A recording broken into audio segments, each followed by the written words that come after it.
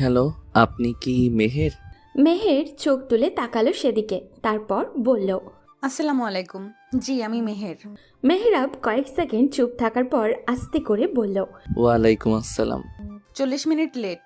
মেহরাব হাসলো, এমনভাবে হাসলো যে তার দাঁত কপাটি দেখা গেল।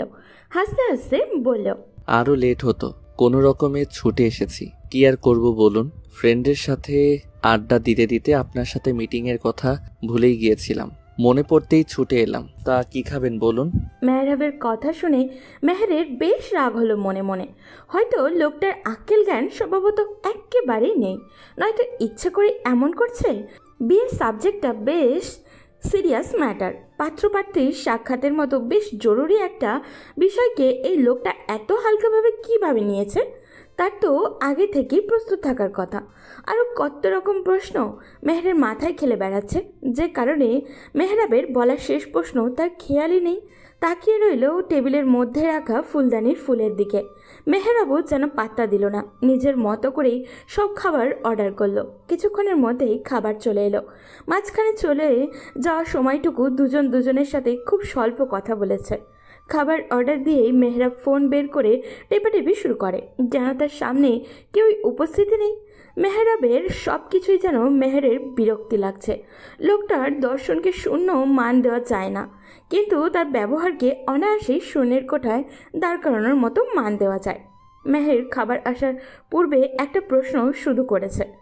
বিয়ে নিয়ে আপনার ভবিষ্যৎ পরিকল্পনা কি? মেহরাব গা ছাড়া ভাব নিয়ে বলছিল, পরিকল্পনা আর কি হবে, জাস্ট বাপের টাকা খরচ করে বিয়ে করব, বাচ্চা কাচ্চা হবে ইত্যাদি, এই তো, এতটুকুই। মেহরাবের এই কথা শুনে মেহরার কোনো প্রশ্ন করেনি, যা বোঝার বুঝে গিয়েছে ও। এমন খাপছাড়া ব্যক্তির সাথে ভবিষ্যৎ অন্ধকার। আজকে বাসায় ফিরে এর ব্যবস্থা করতেই হবে, নয়তো নিজেকে সাগরে স্বইচ্ছে ভাসিয়ে দেওয়ার মতো অবস্থা হবে।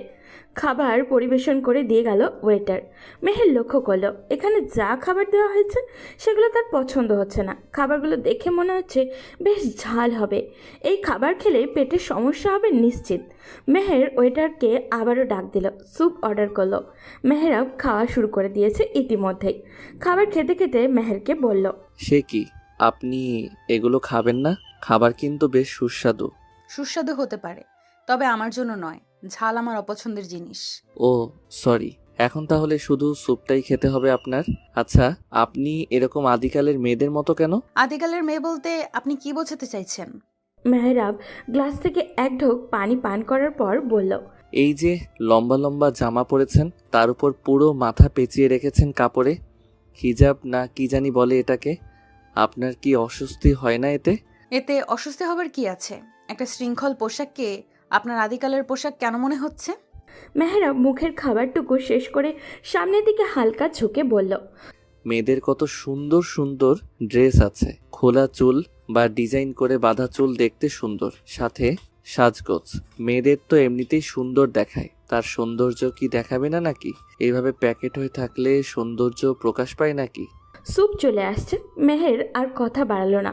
মেহরাব ভাবলো মেয়েটাকে যথাযথ হেনস্থা করতে পেরেছে ও। বাবার পছন্দের এমন একটা মেয়েকে সে কিছুতে বিয়ে করবে না। তার উপর মেয়ে তার থেকে বয়সে গুনে গুনে 1.5 বছরের বড়। এদিকে মেহের ভাবছে গাদার সাথে তর্কে জড়িয়ে কোনো লাভ নেই। চুপচাপ নিজের খাওয়াতে মনোযোগী হলো। খাওয়া শেষ করে ডাকলো ওয়েটারকে, শুধু স্যুপের মূল্য দিয়ে উঠে দাঁড়ালো। এখানে মেহরাবকে এক প্রকার অপমানই করা হয়ে গেল। মেহরাব বিষয়টা বুঝতে পারল। পরিস্থিতি ভিন্ন করার লক্ষ্যে মেহরাব হেসে বলল, আরে বিল আপনি দিতে গেলেন কেন? ওটা তো আমিই দিয়ে দিতাম। মেহের তার হ্যান্ডব্যাগটা হাতে নিয়ে বলল, আমার খাবারের বিল আমি পরিশোধ করতে পারি, অতটুকু সামর্থ্য আমার আছে। আমি সামর্থ্য নিয়ে কিছু বলিনি, বেশিরভাগ সময় মেয়েদের খাবার বিল তো ছেলেরাই দেয়। কে কার বিল দেয় তা নিয়ে আমার মাথা ব্যথা নেই। আপনার সাথে সাক্ষাৎ করা জরুরি ছিল, তাই সাক্ষাৎ করতে এসেছি। এর থেকে বেশি এক্সপেকটেশন নেই। এবার যা বোঝার বাসায় পৌঁছে বুঝবো। আর হ্যাঁ মিস্টার মেহরাব, আপনার যে ইসলামিক জ্ঞান শূন্যের কোটায় তা স্পষ্ট, তাই মেয়েদের বাহিরের খোলামেলা দেখতে পছন্দ করেন। আসছি এখন। এই বলে মেহের বের হয়ে গেল রেস্টুরেন্ট থেকে। মেহরাব তাকালো না সেদিকে, নিজের মতো করে খাবার খেতে লাগলো, যেন এখানে কিছুই ঘটেনি। দুজন উল্টো স্বভাব ও মানসিকতার মানুষের মধ্যে কি আসলে বিয়ে সম্ভব? মেহেরকে না জানিয়েই পাত্র ঠিক করে রেখেছেন মেহেরের বাবা মাহফুজ সাহেব। বন্ধুর ছেলে বলে বিনা বাক্যে নিজের জ্যেষ্ঠ কন্যার সহিত বিয়ে দিতে রাজি হয়ে গেলেন। যদিও মেহরাব মেহেরের থেকে প্রায় 1.5 বছরের ছোট, কিন্তু মেহের চায় নিজের ভবিষ্যৎ স্বামী সম্পর্কে বিয়ের আগেই অবগত হতে। হিসেবে না মিললে এই বিয়েতে সে কোনোভাবেই মত দিবে না। দেখা করার ব্যবস্থা মাহফুজ সাহেব নিজেই করে রেখেছিলেন। মেহের রেস্টুরেন্টের গেটেই আসতেই ঝুম করে বৃষ্টি পড়া শুরু হয়ে গেল। মহা মুশকিলের সাথে ছাতাও নেই। যে ট্যাক্সি রেন্ট করেছে সেটা আসতে কম হলেও 15-20 মিনিটের মতো লাগবে। অপেক্ষা করা ছাড়া উপায় কোনো কিছুই নেই। মেজাজটা এমনিতেই বিগড়ে আছে, তার উপর তো এই চৈত্র মাসের বৃষ্টি, আবার ট্যাক্সিও লেট করবে। এইসবের মধ্যে এখন মাথা ঠান্ডা রাখা জরুরি। মেহের বিরক্তি নিয়ে দাঁড়িয়ে আছে। ছাতাটার সাথে থাকলে এখন মেইন রোডের সাইডে গিয়ে দাঁড়াতে পারতো। আজকের দিনটাই যেন খারাপ। বৃষ্টির ঝাপটা মাঝে মধ্যেই ছিটে ফোঁটা দিয়ে জামা কাপড় একেবারে ভিজিয়ে দিচ্ছে। রাগ কমানোর জন্য মেহের বিড়বিড় করে সূরা তেলাওয়াত করতে আরম্ভ করলো। প্রায় 10 মিনিট পর তার পাশে কেউ একজন এসে দাঁড়ালো। মেয়ের সেদিকে নজর দেওয়ার প্রয়োজন বোধ করলো না। পাশ থেকে লোকটা বলল, আমার জন্য অপেক্ষা করছিলেন নাকি? ঝট করেই মেহেরের দিকে তাকালো। দেখলো মেহরাব এই কথা বলছে। মেহের সাথে সাথে চোখ ফিরিয়ে নিল মেহরাবের থেকে। দৃষ্টি নিক্ষেপ করলো সামনের রাস্তার দিকে। মেহরাবের প্রশ্নের জবাব দেওয়ার প্রয়োজন মনে হলো না তার। মিনিট খানিকের মধ্যে রেন্ট করা ট্যাক্সি এসে থামলো রেস্টুরেন্টের সামনে। মেহের পা বাড়াতে নিলে রাস্তার এমন সময় খেয়াল করলো তার শরীরে পানি পড়ছে না। উপরে তাকিয়ে দেখলো ছাতা। মেহরাব ছাতা মেলে ধরেছে।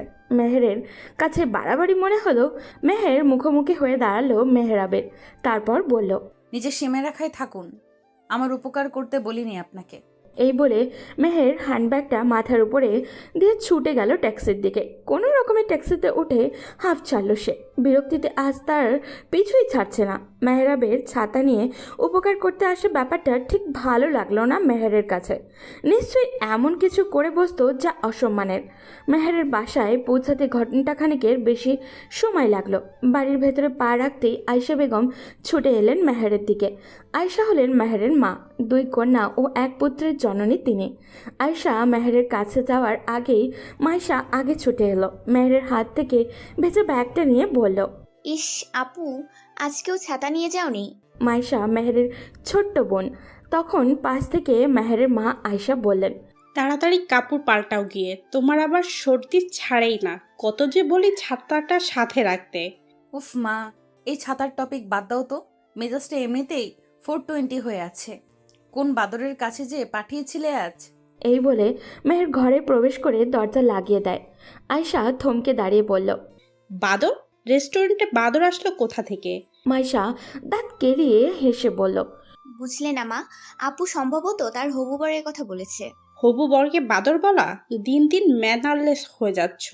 স্বভাব এমন হতে থাকলে শ্বশুরবাড়ির ভাত কপালে জুটবে না। কথাটুকু বলা শেষে আয়শা চলে গেলেন নিজ কক্ষের দিকে। মাইশাকে বলে গেলেন ওদের আব্বু ও মেজো ভাই আসিফকে ডেকে আনতে। পাত্র দেখা শেষে মেহেরের মন্তব্য শুনতে বসবে সবাই। বিয়ে যেহেতু মোটামুটি ঠিক রকমের ঠিকই হয়ে আছে, সেহেতু মেহের না বললেও আয়শা মেনে নিবে না বলে সিদ্ধান্ত নিয়েছেন। এমন ভালো ছেলে আর পরিবার কখনো কোনোভাবেই হাতছাড়া করতে চান না মাহফুজ সাহেব এবং আয়শা বেগম। মেহের গোসল সেরে তবেই ঘর থেকে বের হলো। বাইরে এসে দেখে বাবা মায়ের ঘর থেকে কথা বলার আওয়াজ আসছে। এগিয়ে গেল সেদিকে। মেহেরকে দেখে মাহফুজ সাহেব আদর করে কাছে ডেকে বসালেন। ঘরের সদস্য সবাই এখানে উপস্থিত। মাইশা বসে বসে পেয়ারা খাচ্ছিল। এক টুকরো পেয়ারা মেহেরের দিকে এগিয়ে দিল। মেহের নাকচ করে দিলে খেতে। আয়শা এটা দেখে মাইশাকে ঝাড়ি দিয়ে বলল, এখন সিরিয়াস কথা চলবে। চুপ করে বসে থাকতে না পারলে অন্য ঘরে গিয়ে খাও। কোনো ডিস্টার্ব করবে না এখানে। মাইশা আর কিছু বলল না, চুপচাপ নিজের পেয়ারা চিবানোতে মনোযোগ দিল। এদিকে আসিফ মেহেরকে প্রশ্ন করে বসল, হবু দুলাভাইকে কেমন দেখছেন আপু? দেখতে ভালোই। মাহফুজ সাহেব তখন হেসে বলল, তাহলে বিয়ের তারিখ একেবারে পাকাপুক্ত করে, কি বলো আয়শা? শুভ কাজে দেরি কিসের? কথা বলুন আপনার বন্ধুর সাথে। মেহের বাদ সাধল। এরপর একটা দীর্ঘশ্বাস ফেলে বলল, বইয়ের প্রচ্ছদটা বেশ চাকচিক্যময়, তবে ভেতরের গল্পটা জঘন্য। আয়শা কিছুটা ঝাড়ি দিয়ে বলল, এটা কেমন কথা? যা বলার খোলসা করে বলো। দেখতে ভালো আর ভালো ঘরের ছেলেও সে। এখানে আর সমস্যা কোথায়? সমস্যা গোড়ায় মা। ছেলের চেহারা দিয়ে আমার কোনো কাজ নেই, কিন্তু ছেলেটার ধর্মীয় জ্ঞান একেবারেই নেই। খোঁজ নিয়ে দেখো, সে আমার মতো মেয়ে পছন্দ করে না, তার খোলামেলা আধুনিক মেয়ে পছন্দ। শুধু তাই নয়, আমি দীর্ঘ 40 মিনিট অপেক্ষা করার পর সে উপস্থিত হয়েছে। ফ্রেন্ডের সাথে ছিল বলে নাকি আজকে সাক্ষাৎ করার কথা ভুলে গিয়েছে। খাবার অর্ডার করার সময় নিজের ইচ্ছে মতো সব অর্ডার করেছে। ভবিষ্যৎ সংসার নিয়ে তার মাথা ব্যথাই নেই। এমন একটা ছেলের হাতে কিভাবে আমাকে তুলে দিতে চাও মা? বিয়ের আগে ছেলেরা একটু এমনই হয়। বিয়ে হয়ে যাক, পরে ঠিক হয়ে যাবে। এই নিয়ে এত মাথা ব্যথার কিছু নেই। আর ছেলের বয়সটাও কম। তখন মেহের উঠে দাঁড়িয়ে বলল, সত্যি করে বলো তো, আমি তোমাদের মেয়ে কি না? আসল মেয়ে হলে শুধু বন্ধুত্ব রক্ষার খাতিরে অমন ছেলের হাতে আমাকে তুলে দিতে চাইতে না। মেহের দাঁড়ায় না এক মুহূর্ত। বাবার ঘর থেকে বের হয়ে নিজের ঘরে চলে যায়। দরজা লাগিয়ে দিয়ে বিছানায় শুয়ে পড়ে। ভীষণ কান্না পাচ্ছে এখন তার। নিজের পরিবারের মানুষ যখন মতের বিরুদ্ধে হাঁটে, তখন একা হয়ে হাঁটতে পারা কষ্টের। অপরদিকে মেহেরা বাড়ি পৌঁছে নিজের রুমে আবদ্ধ হয়ে পড়ে।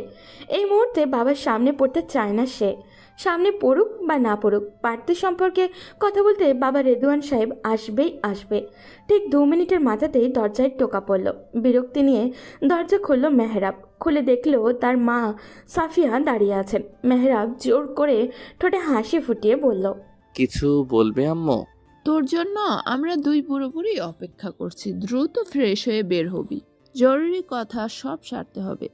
এই বলে সাফিয়া চলে গেলেন। মেহরাব বেশ বুঝতে পারছে যে কিসের জরুরি কথা বলতে তার মা বাবা। কিছু করার নেই, মুখোমুখি হতে হবে ওনাদের। তবে তাদের ইচ্ছে এভাবে মেহরাবের ঘাড়ে চাপিয়ে দিতে পারে না। এই রকমই ভাবছে মেহরাব। আজ এই মেহের টপিক ক্লোজ করতেই হবে। দরজায় বেশ জোরেই লাগলো। বেশ অনেকটা সময় লাগিয়ে ফ্রেশ হয়ে বাবা রেদওয়ান সাহেবের সামনে এলো। মা বাবা মেহেরের কথা জিজ্ঞাসা করার আগেই মেহরাব বলে উঠল, দেখো বাবা, তোমার সব কথাই আমি মেনে চলি বা চলার চেষ্টা করি, কিন্তু এই বিয়ের ব্যাপারটা মানতে পারবো না। ওরকম প্যাকেট হয়ে চলা মেয়ের সাথে বিয়ের বন্ধনে আবদ্ধ হওয়া অসম্ভব। এত প্যাকেট হয়ে থাকে যেন তার অভ্যন্তরীণ অনেক সমস্যা আছে, যে কারণে সবার থেকে সৌন্দর্য আড়াল করতে চায়। রেদওয়ান সাহেব বেশ ক্ষিপ্ত হলেন মেহরাবের কথায়। রেগে উঠে দাঁড়ালেন ছেলেকে কষিয়ে একটা থাপ্পড় দেওয়ার জন্য। এমন সময় তার ছোট মেয়ে রেদওয়ান সাহেবের ফোনটা নিয়ে ছুটে এসে বলল, বাবা মাহফুজ আঙ্কেল কল করেছে। রেদওয়ান সাহেব চিন্তায় পড়ে গেল যে মাহফুজ সাহেবকে এখন কি বলবে। রেদওয়ান সাহেব ফোনটা নিয়ে বিছানায় বসে পড়লেন। স্বাভাবিকভাবে দুই বন্ধু কুশল বিনিময় করলো। তারপর দুজনেই ফোনের দুপাশ থেকে চুপ হয়ে গেল। মাহফুজ সাহেব ভাবছে যে মেহেরের এই বিয়েতে আপত্তির কথা কিভাবে বলবে। ওদিকে রেদওয়ান সাহেবও ভাবছে যে মেহরাবের বিয়েতে আপত্তির কথা কিভাবে বলবেন। অবশেষে দুজনেই নিজেদের সন্তানের বিয়েতে অমতের কথা বলে ফেলল। সমস্যা না বললে এর সমাধান পাওয়া যাবে না, তাই দুজনেই সমাধান খুঁজবে এখন, যে করেই হোক। মেহরাব আর মেহেরের বিয়ে দেওয়ার সিদ্ধান্তে তারা দুই বন্ধুই অটুট। কিন্তু আদৌ কি সম্ভব হবে? মেহেরের ক্ষুধা পেল, কিন্তু এখন উঠে গিয়ে খেতে ইচ্ছে করছে না ওর। মা যে কেন এই অকর্মা ছেলের সাথে বিয়ে দিতে চাইছে এটা তার মাথাতেই ঢুকছে না। এসব ভাবনার মাঝে দরজায় আওয়াজ হতে শুনল। উঠে গিয়ে দরজা খুলে দেখলো মাইশা দাঁড়িয়ে আছে, হাতে তার ছোট্ট প্লেটে পেয়ারা কাটা। মেহের কিছু না বলে দাঁড়িয়ে রইল ঠায়। মাইশা মেহেরকে ঠেলে ভেতরে ঢুকতে ঢুকতে বলল, উফ আপু, ভূতের মতো দরজায় দাঁড়িয়ে রইলে কেন? আমাকে ভেতরে আসতে দিতে চাইছিলে না? মেহের দরজা লাগিয়ে দিয়ে বলল, এখন এলি কেন? এখন কথা বলার মুড নেই। মাইশা পেয়ারার প্লেটটা বিছানার উপর রেখে বলল, চলেই তো যাব, জাস্ট দেখতে এলাম যে তুমি কি করছো। আচ্ছা আপু, পাঁচু কি আসলেই খুব খারাপ যে তুমি বিয়ে করতে চাচ্ছ না? মেহের এক টুকরো পেয়ারাতে কামড় বসিয়ে বলল, বিয়ের বয়স হয়েছে আমার, বিয়ে করতেই পারি, কিন্তু এমন মানুষের সাথে আবদ্ধ হতে চাই না যার জন্য আমার ইহকাল আর পরকাল দুই কালই নষ্ট হয়। আম্মু কেন এইসব দেখেও দেখছে না সেটা আমার মাথায় ঢুকছে না। জোর করে আগুনে ফেলতে চাইছে আমাকে। বুঝতে পেরেছি। আচ্ছা আপু, আমার মনে হয় কি জানো, তুমি আম্মুর মেয়ে না। এই কথা শুনে মেহের চোখ পাকিয়ে তাকালো মাইশার দিকে। পেয়ারাতে এমন কামড় বসালো যেন মাইশার ঘাড়ে কামড় দিতে পারলে আরো ভালো হতো। মাইশা বুঝতে পারল মেহেরের চাহনি। সে সঙ্গে সঙ্গেই বলল, না মানে আপু দেখো, আম্মুর নাম আয়শা আর আমার নাম মাইশা। দুজনের নামের কত মিল।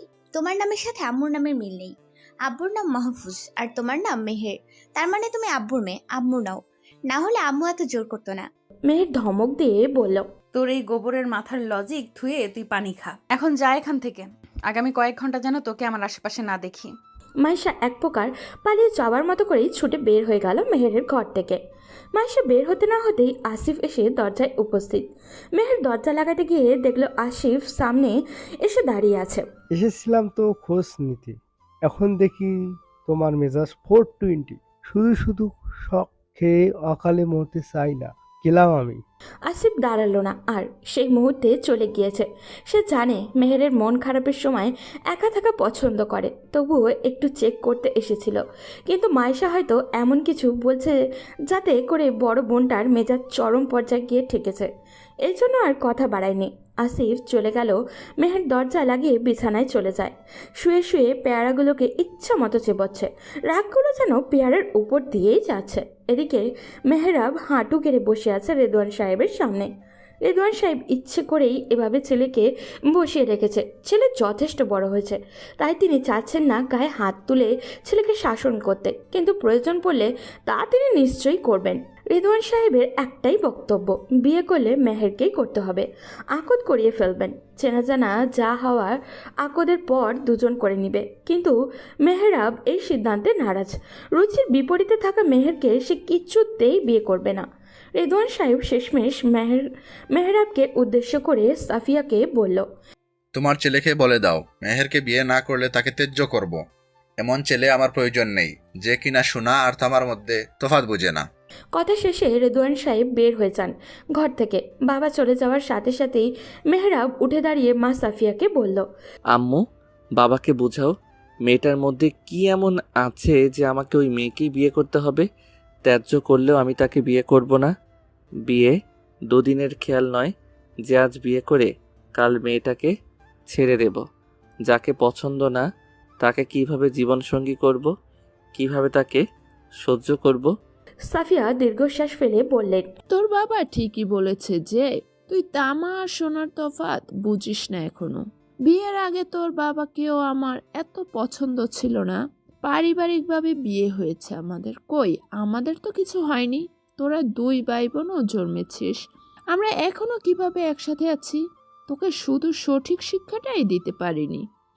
পরিবার থেকে যা শিক্ষা দেওয়ার তার সবটুকু দেওয়ার চেষ্টা করেছি, বেশিরভাগ শিক্ষাই তোকে গ্রহণ করাতে পারিনি। আমাদের ব্যর্থতা এখানেই। যদি যা শিক্ষা দিতে চেয়েছি তা গ্রহণ করতি, তাহলে মেহেরকে এখন চোখ বন্ধ করে মেনে নিতি। আমার আর কিচ্ছু বলার নেই। তোর বাবা যা বলবে আমি সেটাই শুনবো। সাফিয়া কথা শেষ করে বের হয়ে গেলেন ঘর থেকে। যাদের ঘর তারাই বের হয়ে গেল, রইল শুধু মেহরাব। পুরো শরীর তার থরথর করে কাঁপছে। কারণটা কি রাগ, দুঃখ নাকি অন্য কিছু, তা সে বুঝে উঠতে পারছে না। নিজেকে কন্ট্রোল করতে হিমশিম খাচ্ছে ও। কোনো রকমে দেয়াল ধরে ধরে এ ঘর থেকে নিজের ঘরে পৌঁছাতেই ধপ করে বসে পড়ল ফ্লোরে। দেহ যেন আর এগোচ্ছে না। এভাবে একটা অপছন্দের মেয়েকে বিয়ে করতে হবে, এটা ভাবলেই বিরক্তিতে ছেয়ে যাচ্ছে হৃদয় জুড়ে। মেয়েটার নেই কোনো আহামরি সৌন্দর্যতা। এই মেয়েকে বিয়ে করলে ফ্রেন্ডের সামনে উপস্থিত হবে কিভাবে? দরজা খোলাই ছিল। হৃদি ভেতরে প্রবেশ করে দেখলো মেহেরাব ফ্লোরে বসা। ছোট বোন বড় ভাইয়ের এইরূপ অবস্থা দেখে বেশ চিন্তায় পড়ে গেল। হৃদি ছুটে গেল মেহেরাবের দিকে, হাঁটু গেড়ে বসে পড়ল মেহেরাবের সামনে। চিন্তিত কণ্ঠে বলল, ভাইয়া কি হয়েছে তোমার? এত ঘামছো কেন? মেহরাব কিছু বলছে না। হৃদি ছুটে গিয়ে ফ্যানের সুইচ অন করে দিল। তারপর মেহরাবকে টেনে তুলে নিয়ে গেল বিছানায়। হৃদি আর কোনো প্রশ্ন করল না মেহরাবকে। ফ্যানের বাতাস হৃদির কাছে কম মনে হচ্ছে। ছুটে গিয়ে ছোট চার্জার ফ্যানটা এনে চালু করে মেহরাবের সামনে রাখে। বোনের দরদ দেখে মেহরাবের কিছুটা স্বস্তি লাগছে। হৃদিকে আস্তে করে বলল, আমাকে একটু একা থাকতে দে, দরজাটা লাগিয়ে যাস। ভাইয়ের বাধ্যগত বোন আর কথা বাড়ালো না, দরজা চাপিয়ে চলে গেল ঘর থেকে। হৃদি বুঝতে পারছে বিষয়টা, সব সমস্যা এই বিয়ে নিয়ে। দুই প্রান্তে দুজনের রাতটা কেটে গেল চিন্তার সাগরে ভাসতে ভাসতে। কেউই কাউকেই চায় না। পুরোপুরি বিপরীতে থাকা দুটো স্বভাবের মানুষ কিভাবে এক হতে পারে? যদিও বা এক হয়, তারা ভবিষ্যতে নিশ্চিত অন্ধকারাবৃত। মেহের ফজরের নামাজ পড়ে বাড়ির উঠানে এসে দাঁড়ালো। পূর্ব পাশের আকাশি গাছটার চিরল পাতার ফাঁক দিয়ে সূর্য উকি দেওয়ার সময় এখনো হয়নি, তবুও তাকিয়ে রইল কিছুক্ষণ সেদিকে। তারপর দীর্ঘশ্বাস ছেড়ে চলে এলো পশ্চিমের দিকে। নিজে হাতে লাগানো গাছগুলোর দিকে তাকিয়ে মনে প্রশান্তি আসছে। বেগুন, টমেটো, কাঁচামরিচ ইত্যাদি আরও কত গাছ, এইসবে ফল এসেছে। নিজ হাতে টুকটাক সবজি চাষ করে বেশ ভালো লাগে মেহেরের। মাথা উঁচু করে ছোট আম গাছটার দিকে তাকালো। আমের গুটিগুলো এখনও হাফ ইঞ্চি পরিমাণ। ঘুরে ফিরে এইসব দেখতে দেখতে অ্যালার্ম বাজলো ফোনে। ছুটে গেল ঘরে, সেরে নিল গোসল। এদিকে তার মা এখন আয়শা রান্না করছেন। মেয়ের ভালো করে চুল শুকিয়ে তৈরি হয়ে নিল হাসপাতালে যাওয়ার জন্য। খাবার খেতে বসলো পরিবারের সবাই একসাথে। মেহের দ্রুত খাবার খাচ্ছে, যত তাড়াতাড়ি সম্ভব বাড়ি থেকে বের হতে চাচ্ছে, নয়তো আবারও ওই ছেলের সাথে বিয়ের কথা উঠবে। মেহেরকে দ্রুত খেতে দেখে মাইশা বলল, আপু, তোমার হাসপাতালে কি আজ অভিযান চলবে নাকি কোনো এমার্জেন্সি আছে? মেহের মুখ ভর্তি খাবার নিয়ে বলল, না, কেন? তাহলে এত তাড়াতাড়ি খাচ্ছ কেন? একমাত্র হাসপাতালে যখন এমার্জেন্সি হয় তখন তাড়াতাড়ি যাওয়ার জন্য এভাবে খাও, তাহলে আজ কেন? মেহের মুখের খাবার শেষ করে বলল, খাবার খাওয়ার সময় এত কথা কেন? চুপ থাকো। সবাই চুপ থাকো। মেহের, ধীরে খাও, নয়তো অল্প খাও, আর সাথে করে কিছু খাবার নিয়ে যাও। একটু পর না হয় আবার খাবে। লাগবে না আব্বু, যথেষ্ট খেয়েছি। আর শোনো, হাসপাতাল থেকে আবার ছুটি নিও। আমরা সবাই রেদওয়ানদের বাড়িতে যাব, ওরা দাওয়াত দিয়েছে। সাফিয়া, আসিফ, মাইশা সবাই তাকালো মাহফুজ সাহেবের দিকে। মেহের তখনও তাকিয়েছিল খাবারের প্লেটের দিকে। কয়েক সেকেন্ড চুপ থাকার পর মেহের মাহফুজ সাহেবকে বলল, আব্বু, যেই ছেলের সাথে বিয়েটাই করতে রাজি নই, তাহলে কেন যাব সেই বাড়ি? আমি অন্য যে কাউকে বিয়ে করব, তবু ওই ছেলেকে না। মেহের উঠে দাঁড়িয়ে গেল। মাহফুজ সাহেব গম্ভীর কণ্ঠে বলল, বিয়ে করবে কি করবে না সেটা পরের বিষয়। প্রথমত রেদওয়ান আমার বন্ধু, তার দাওয়াতে আমার যেতেই হবে। তুমি কখনো যাও না, তবে এবার যাবে, দ্যাটস ফাইনাল। আমি অযথা কারোর সামনে যেতে চাই না আব্বু। হাসপাতালের রিসেপশনের কাজ সহজ আর পর্দা সহিত থাকা যায় বিধায় আমি জবটা করছি। বিয়েটা হলে আমি এই কাজটাও করব না। পর্দার বিধান পুরোপুরি মেনে চলার চেষ্টা করব। আমাকে এইভাবে সবার সামনে যেতে বলবে না আব্বু। আম্মু ও মাইশা, তাদেরও এইভাবে চলা উচিত। মেহের আর এক মুহূর্ত দাঁড়ালো না, হাত ধুয়ে ব্যাগটা নিয়ে বের হয়ে পড়ল। বাকি সবাই খাবার টেবিলে চুপ করে বসে রইল। মাহফুজ সাহেব চিন্তিত চোখে তাকিয়ে রইলেন খাবারের প্লেটের দিকে। নিজের সিদ্ধান্ত কি আসলেই ভুলের বীজ লুকিয়ে আছে কিনা তা বুঝতে পারছেন না তিনি। আয়শা দীর্ঘশ্বাস ফেলে খাবারের মনোযোগী হলেন। মাইশা তাকিয়ে রইল বোনের চলে যাওয়ার দিকে। বড় বোনের থেকেই রোজই যেন তার কিছু না কিছু শেখা হচ্ছে। এখন এক শিক্ষা পেল। ওদিকে মেহরাবের ঘুম ভাঙেনি এখনও। সাফিয়া বেশ কয়েকবার ডেকে মেহরাবের ঘুম ভাঙাতেও পারেনি। দায়িত্ব পড়ল রিদির কাঁধে। অগত্যা ভাইকে সেই ডেকে তুলল। কিছুক্ষণ বাদেই পরিবারের সবাই খেতে বসলো একসাথে। খেতে খেতে রেদওয়ান সাহেব বললেন, মাহফুজের পুরো পরিবারকে দাওয়াত করেছি, ওদের সাথে ভালো ব্যবহার করতে যেন ভুল না হয়। মেহরাব খাওয়া থামিয়ে বলল, যাকে পছন্দ নয় বলে বিয়ে করব না বলেছি তার পুরো পরিবার সহ দাওয়াত দেওয়ার মানে কি? তোমার জন্য আমাদের বন্ধুত্ব নষ্ট করতে বলছো? নিজেকে কি ভাবছো তুমি? খাও তো বাপের গাড়ে বসে, বাপের কামাই। আর ওই মেয়েটা কতটা শালীনতা বজায় রেখে চলাফেরা করে। তোমার তো বাজারের মাছি বন বন করা খোলা মিষ্টি পছন্দ। ঘরে যত্ন করে তৈরি করা মিষ্টির কদর তুমি কি বুঝবে? সেটা তো তোমাকে শেখাতে পারিনি। মেহের তোমার থেকে ভালো ছেলে ডিজার্ভ করে। তোমার মতো বাদরের গলায় মুক্তার মালা মানাবে না। আমারও রুচির দুর্ভিক্ষ হয়েছে। মেহরাবের ভীষণ রাগ হলো। খাবারের খোটা শুনলো, পছন্দেরও খোটা শুনলো, ক্যারেক্টার নিয়েও বাদ পড়ল না খোটা শোনার। এখানে আর এক মুহূর্ত বসতে ইচ্ছা হচ্ছে না তার। খাবার ফেলে রেখেই গটগট করে বের হয়ে গেল। রিদি ডাকলো পিছন থেকে। সাফিয়া মেয়েকে কড়া গলায় বললেন, হতচ্ছাড়াটাকে একদম ডাকবে না, এভাবে খাবার ফেলে গিয়েছে সে। রিজিক নষ্ট করার ফল সে অবশ্যই পাবে। এতটুকু খাবার জোগাতে যে কতটুকু খাটনি খেতে হয় তা সে এখনো জানে না। বেশ মাথায় তুলে ফেলেছি।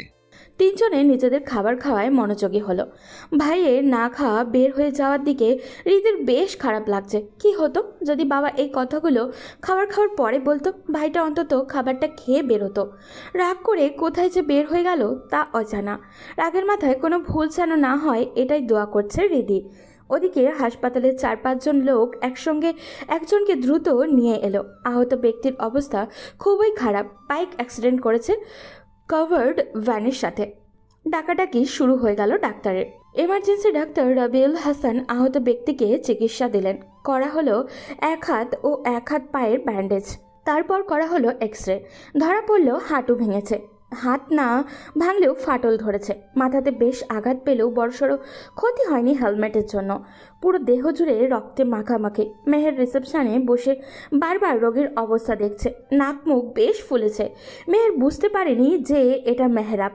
চমকালো তখন যখন রিসিটে নাম ও বয়স দেখল। তবুও শিওর হওয়ার জন্য মেহের তার বাবাকে কল করে ওনার বন্ধু রেদওয়ানের কাছে খোঁজ নিতে বলল। মাহফুজ সাহেব রেদওয়ানের সাহেবের কাছে থেকে মেহরাবের সম্পর্কে জানলো। কী ধরনের পোশাক পরে বের হয়েছে তা কনফার্ম হওয়ার পর মেহেরকে জানালো। মেহের তার বাবাকে কনফার্ম হয়ে জানালো যে অ্যাক্সিডেন্ট হয়ে আসা লোকটা রেদওয়ান সাহেবের ছেলে মেহরাব। এটা জানার পর মাহফুজ সাহেব রেদওয়ান সাহেবকে নিয়ে সোজা চলে আসে হাসপাতালে। মেহরাবের অবস্থা দেখে রেদওয়ান সাহেব মনে মনে কষ্ট পেলেও মুখে স্বীকার করলেন না। সন্তানের জন্য কে না কষ্ট পায়। মেহরাব এখন অজ্ঞান অবস্থায় আছে, তাকে সাহায্য করা লোকজনদের রেদওয়ান সাহেব নিজের যতটুকু সম্ভব সম্মান জানালেন। লোকগুলো চলে গেল। রেদওয়ান সাহেব দীর্ঘশ্বাস ছেড়ে মাহফুজ সাহেবকে বললেন, এতকাল তো আমার গাড়ে বসেই খেয়েছে, এখন না হয় পার্মানেন্টলি বসে খাবে। আর একটা মেয়েকে তার সাথে জুড়ে মেয়েটাকে কষ্ট দেওয়ার মানে নেই। আল্লাহ যা করেন ভালোর জন্যই করেন। রেদওয়ান, এভাবে বলতে নেই। দোয়া করি মেহরাব যাতে তাড়াতাড়ি সুস্থ হয়ে ফিরে। চিন্তিত দুই বন্ধু দুপুরের আজান হওয়াতে চলে গেল নিকটস্থ মসজিদে। মেহের মেহরাবের সামনে দাঁড়িয়ে পর্যবেক্ষণ করছে। এত সুদর্শন চেহারা কোথায় গায়েব হয়ে গেল। হাত পা ভেঙে বসে আছে। কোনো সুন্দরী আসবে তাকে বিয়ে করতে।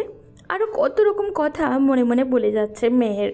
বিকেলের দিকে জ্ঞান ফিরল মেহরাবের। চোখ খুলে মেহেরকে পাশে দাঁড়ানো দেখল। কিছু বলতে যাবে তার আগেই মেহের তাকালো মেহরাবের দিকে। মেহরাবের জ্ঞান ফিরছে দেখে গটাগট কেবিন থেকে বের হয়ে গেল। সবে জ্ঞান ফেরার দরুন চোখ দুটো ফোলাটে হয়ে আছে মেহরাবের। সামনে থাকা মেয়েটাকে ক্লিয়ারলি দেখতে পায়নি বলতে চেহারাটা ঘোলাটে দেখেছে। মাথায় আঘাতের ফলে চোখে সামান্য হলেও নাকি এতক্ষণ পর জ্ঞান ফেরার জন্য ঘোলাটে দেখছে তা বুঝতে পারছে না মেহরাব। মিনিট খানিকের মধ্যেই রেদওয়ান আর মাহফুজ সাহেব কেবিনে প্রবেশ করলো। মেহরাব তাকালো তাদের দিকে, তাদের ঠিকমতো দেখতে পাচ্ছে না। রেদওয়ান সাহেবের দৈনিক অবয়ব দেখে আন্দাজ করতে পারছে যে এই লোকটা তার বাবা হতে পারে। মেহরাব ভাঙা গলায় বলল, আব্বু। রেদওয়ান সাহেব মেহরাবের মাথার কাছাকাছি বসে বলল, এখন কেমন লাগছে? খুবই জঘন্য, একদম ভালো নেই। রেদওয়ান দীর্ঘশ্বাস ফেলে বললেন, মারা তো আর যাও নেই, আল্লাহর শুকরিয়া করতে শিখো। বলো আলহামদুলিল্লাহ ভালো আছি। যেখানে আমি ভালো নেই সেখানে আলহামদুলিল্লাহ বলার কি মানে? ধরো অ্যাক্সিডেন্ট তুমি মারা গেলে, সেই তুলনায় এখন তুমি জীবিত আছো, আল্লাহর করুণায় বেঁচে গিয়েছো। এই যে রহমতের জন্য আল্লাহর শুকরিয়া আদায় করা উচিত না? মেহরাব চুপ করে রইল। তার এখন কথা বলার জন্য কোনো বাক্য নেই। আসলেই তো সে তো আজকের এই দুর্ঘটনায় মারাও যেতে পারত। আল্লাহর রহমত ছাড়া বেঁচে থাকার সম্ভব হতো না। ডাক্তার উছিলা মাত্র, তারা কাউকে প্রাণ ফিরিয়ে দেওয়ার সামর্থ্য রাখে না। মেহরাবকে চুপ থাকতে দেখে মাহফুজ সাহেব বলল, আল্লাহর অশেষ রহমত যে মেহরাবের মারাত্মক কোনো ক্ষতি হয়নি। মেহরাব তাকালো সেদিকে, যেদিকে থেকে কথাগুলো ভেসে এলো, কিন্তু উপস্থিত লোকটাকে তা বুঝতে পারল না। রেদওয়ানকে প্রশ্ন করলো সে, আব্বু উনি কে? এমন প্রশ্ন শুনে মাহফুজ সাহেব অবাক হলো। তবে রেদওয়ান সাহেব কিছুটা অবাক হওয়ার সাথে সাথে চিন্তিতও হলো। মেহরাব কি মাহফুজকে চিনতে পারছে না? না চেনার তো কোনো কারণ নেই। রেদওয়ান ছটপট মেহরাবকে প্রশ্ন করলো, এটা কেমন বেয়াদবি মেহরাব? তুমি কি তোমার মাহফুজ আঙ্কেলকে চেনো না? আব্বু আমি ক্লিয়ার দেখতে পাচ্ছি না, না চেনার কারণে জিজ্ঞেস করেছি। রেদওয়ান সাহেবের চিন্তা বেড়ে কয়েক গুণ হয়ে গেল। ছেলেরা কি তাহলে দৃষ্টিশক্তি হারাতে বসলো? রেদওয়ান সাহেব বললেন, কখন থেকে এই অবস্থা? অ্যাক্সিডেন্ট করার পর থেকে। রেদওয়ান সাহেব পরিষ্কার বুঝতে পারলেন যে মাথায় আঘাতের ফলে এই অবস্থা হয়েছে মেহরাবের। রেদওয়ান সাহেব ছেলেকে উদ্দেশ্য করে বললেন, রাগ কখনো উত্তম কিছু দিতে পারে না। একটা প্রবাদ আছে, রেগে গেলেন তো হেরে গেলেন। সকালে অমন রাগ করে না বের হয়ে ঠান্ডা মাথায় বসলে হয়তো আজ এমন হতো না। মেহরাব কোনো জবাব দিল না। তার মনে হচ্ছে আসলে সে এইটা ভুল কাজ করেছে।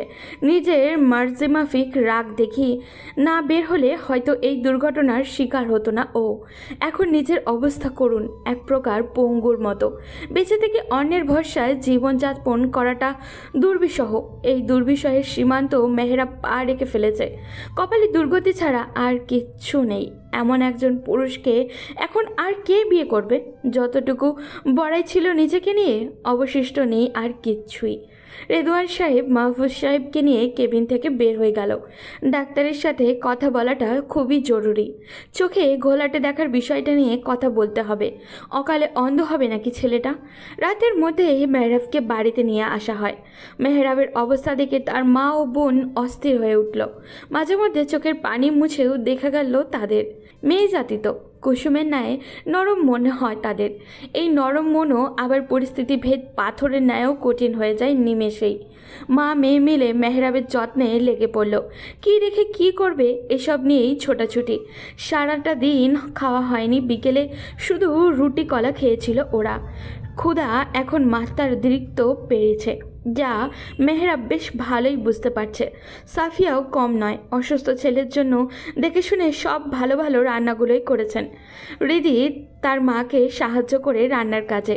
রেদওয়ান সাহেবকে বাসায় পৌঁছে দিয়ে মাহফুজ সাহেব নিজেও বাসায় ফিরে আসেন। রেদওয়ান রাতের খাবার খেয়ে যাওয়ার জন্য অনেকবার অনুরোধ করলেও মাহফুজ সাহেব চলে আসেন। তাকে বলে আসেন যে আগামীকাল পরিবার সহ আসবেন। আগে পরিবার নিয়ে আসার মানে ছিল শুধু দাওয়াত, আর এখন পরিবার সহ নিয়ে আসা মানে বড় কিছু, সম্পর্ক পরিবর্তনের মতো বড় কিছু। মেহের কেমন রিয়্যাক্ট করবে তা জানা, তবুও আরেকবার শেষ চেষ্টা। মেহরাব এখন উত্তপ্ত লোহার মতো অবস্থায় আছে। এখন একে আঘাতে সঠিক আকৃতি দিতে না পারলেও নয়তো আর সঠিকভাবে গড়াই সম্ভব হবেই নয়। সবই নির্ভর করছে মেহেরের উপরে। মেয়েটা কি মেহরাবের এমন অবস্থায় মেনে নিবে? মাহফুজ সাহেব পরিবারের সাথে রাতে একসাথে খাবার খেতে বসেছেন। তিনি বেশ চিন্তিত, কি করবেন বুঝে উঠতে পারছেন না। মেহেরকে কিভাবে বুঝাবে, কিভাবে বলবে সেটাই ভাবছেন। এটাই শেষবারের মতো প্রস্তাব। এবারে বোঝানোর পর যদি মেহেরের মতামত না বোধক হয় তাহলে মেয়েকে আর জোর দিবেন না বলে ভাবছেন মাহফুজ সাহেব। মেহের ছাড়া বাসার সবাই ইতিমধ্যে ব্যাপার সম্পর্কে অবগত। খাওয়া শুরু হয়েছে, কিন্তু মাহফুজ এখনও খাচ্ছেন না। মেহের লক্ষ্য করলো সেদিকে। মেহের আস্তে করে জিজ্ঞাসা করলো, বাবা খাচ্ছ না যে? তুমি কি অসুস্থ বোধ করছো? মাহফুজ সাহেব মেয়ের দিকে তাকিয়ে দীর্ঘশ্বাস ফেললেন। বাবার এমন দীর্ঘশ্বাস ফেলতে দেখে মেহেরের মন খচখচ করে উঠল। নিশ্চয়ই কিছু একটা ঘটেছে বা ঘটতে চলেছে। মেহের আবারও জিজ্ঞাসা করলো, বাবা কি হয়েছে? আচ্ছা মা, ধরো আমাদের ঘরে একটা লোহা আছে যেটা বাঁকা। একে সোজা করার প্রয়োজন, কিন্তু কোনোভাবেই পারছো না। একটা সুযোগ পেলে, যখন লোহাটা কোনোভাবে উত্তপ্ত অবস্থায় আছে, তখন তুমি কি করবে? মেহের কয়েক সেকেন্ড চুপ করে থাকার পর বলল, বাঁকাটাকে সোজা করা যেহেতু প্রয়োজন, সেহেতু লোহার নমনীয় অবস্থায় সোজা করে ফেলবো। কিন্তু এমন প্রশ্নে কি বোঝাতে চাইছো বাবা? মাহফুজ আকতি ভরা দৃষ্টিতে তার কন্যার দিকে তাকিয়ে বললেন, জীবনে যখন যা চেয়েছো তা যথাসাধ্য চেষ্টা করেছি দেয়ার। যতটা পেরেছি আমার সন্তানদের হাসি খুশি রাখার চেষ্টা করেছি। বাকিটা আমার রব জানেন যে আমি কতটুকু সার্থক হয়েছি। সব সময় চেয়েছি মানুষের মতো মানুষ হও। তোমার দ্বারা কারো উপকার না হলেও যেন ক্ষতি না হয়। সব অগুছালো কথা বলছি। আচ্ছা, একটা অনুরোধ রাখবে? মেহের শান্ত কণ্ঠে বলল, বলো বাবা, নিজের সর্বোচ্চ দিয়ে চেষ্টা করব। মেহরাবকে বিয়ে করো। তুমি আমার যথেষ্ট বুঝদার কন্যা। আমি অবশ্যই চাইব তুমি ভালো থাকো। এ বিষয় নিয়ে তোমার মতামতই শেষ মতামত। হ্যাঁ বা না, যা বলবে তাই হবে। আশা করি তুমি পারিপার্শ্বিক দিক বিবেচনা করতে সক্ষম। সিদ্ধান্ত ঘুমাতে যাওয়ার আগেই জানাবে। এখন খাবার খেয়ে নাও। মেহের মাথা নিচু করে বসে রইল কিছুক্ষণ, তারপর খাওয়া শুরু করলো। খেতে খেতে বুঝলো যে লোহার উদাহরণ তাহলে মেহরাবকেই বুঝিয়েছে। আয়শা, মাইশা, আসিফ কেউই কোনো টু শব্দ করেনি। চুপচাপ নিজেদের খাবার খাওয়া নিয়ে ব্যস্ত। মাইশা মাঝে মধ্যে তাকাচ্ছে সবার দিকে, বোঝার চেষ্টা করছে এই গুমোট পরিস্থিতি। বাবা কেন যে বারবার মেহরাবের কথা বলছে তা বুঝছে না, পারছে না মাইশা। বড় আপার কথা অনুযায়ী মেহেরাব একজন বদলোক, হাই লেভেলের বাঁদর। সেখানে বাবা কি এমন দেখলো মেহেরাবের মাঝে যে বারবার আপুকে ওই লোকটার সাথেই জুড়ে দিতে চাচ্ছে? সম্পর্কের এই অঙ্কের হিসাব মেলাতে পারছে না মাইশা। মাহফুজ সাহেবের সামনে মুখোমুখি হয়ে দাঁড়িয়ে আছে মেহের। মাহফুজ বেশ আনন্দিত মেহেরের সিদ্ধান্তে। কোনো ভাবনা থেকে বিয়েতে মত দিয়েছে তা বড় বিষয় নয় মাহফুজের কাছে। বড় বিষয় হচ্ছে বিয়েতে রাজি হওয়া। মাহফুজের বিশ্বাস যে মেহেরাব ভালো হবে, মেহেরাব ও মেহেরের একসাথে ভালো থাকবে। এখন শুধু সেই ফলাফল চোখে দেখে চোখ জোড়ানোর অপেক্ষা। এর জন্য মেহেরকে একটু খাটতে হবে, তবে তা মাহফুজ আশাবাদী যে তার মেয়ে একজন বুদ্ধিমতী। মেহেরাবকে ঠিকই সে শিক্ষা দিতে পারবে। হাসপাতালের এমডির সাথে কথা বলে ছুটি নিয়ে নিল মেহের। ছুটি খুব জরুরি। আগামীকাল হবে জীবন পাল্টে যাবার দিন, সম্পর্ক বদলাবার দিন। মেহেরের কাছে এই বিষয় হলো জীবনের সবচেয়ে বড় চ্যালেঞ্জ।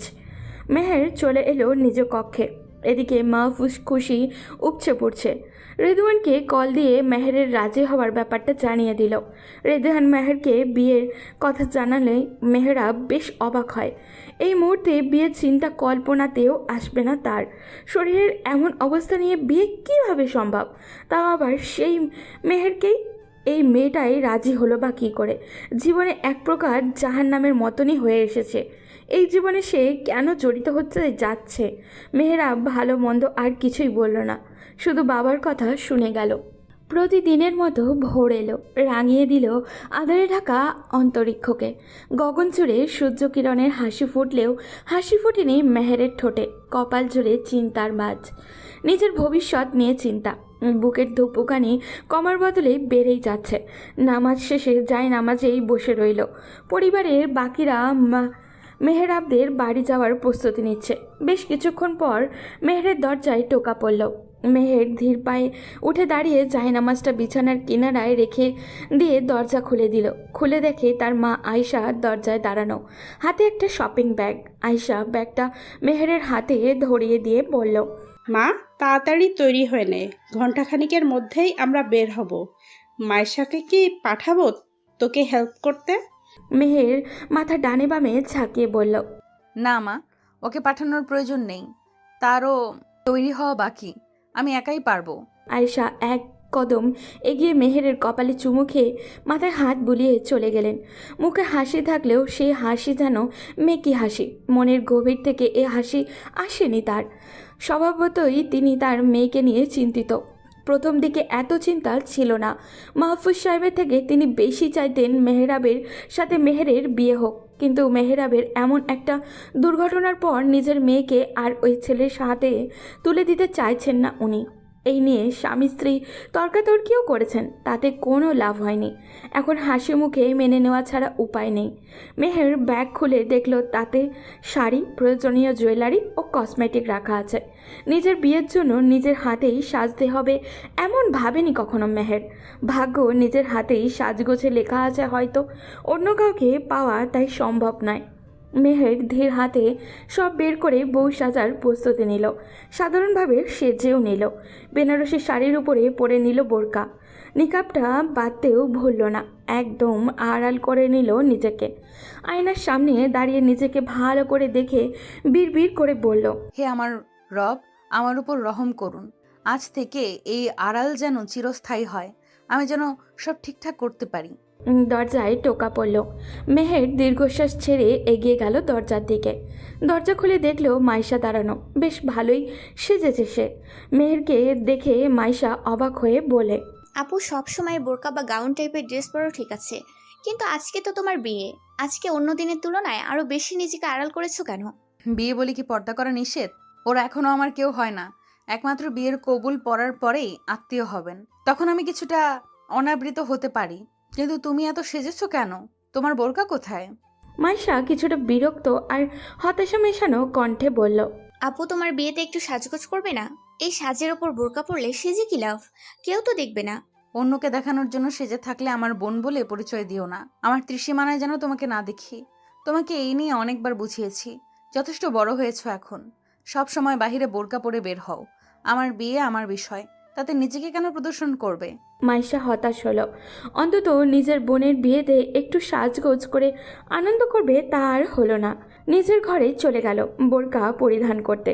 বড় বোনের জীবনের এমন একটা অধ্যায় শুরু হতে যাচ্ছে, সেখানে নিজে উপস্থিত না থাকলে সারা জীবন আফসোস হবে। এদিকে মেহের নিজেই হাজির হলো পরিবারের সবার সাথে। মেহেরকে নিয়ে সবাই গাড়িতে উঠে বসলো। মিনিট খানেক পরেই মাইশা হাজির হলো, বোরকা নিকাব পরে। নিকাবের আড়ালে হাসল মেহের। মাইশা মেহেরের পাশে এসে বসলে মেহের মাইশার হাত জড়িয়ে ধরে বলল, গুড গার্ল। নিজেকে কখনো খোলা মিষ্টান্নের মতো প্রদর্শন করবে না, এতে পোকার আক্রমণ হতে পারে। নিজেকে সব সময় প্যাকেটজাত করে রাখবে। সাজগোজ করতে ইচ্ছে হলে ঘরে করবে, এতে সমস্যা নেই। মাইশা আরও এক হাতে মেহেরের হাত চেপে ধরে বলল, মনে থাকবে আপু, আজকের ভুলের জন্য মাপ চাইছি, প্লিজ রাগ করো না। মেহের হাসল। মাইশা ঠিকই বুঝতে পারল মেহেরের হাসি। দুই বোন হাত জড়াজড়ি করে বসে রইল। গাড়ি চলল তার আপন ঠিকানায়। ঘণ্টাখানেক পর পৌঁছে গেল মেহরাবদের বাড়ির সামনে। ওদের আসার অপেক্ষায় ছিলেন রেদওয়ান সাহেব। রেদওয়ান সাহেব মাহফুজ সাহেব আর আসিফকে নিয়ে মেহরাবের ঘরে গেল। সেখানে কাজীও উপস্থিত ছিলেন।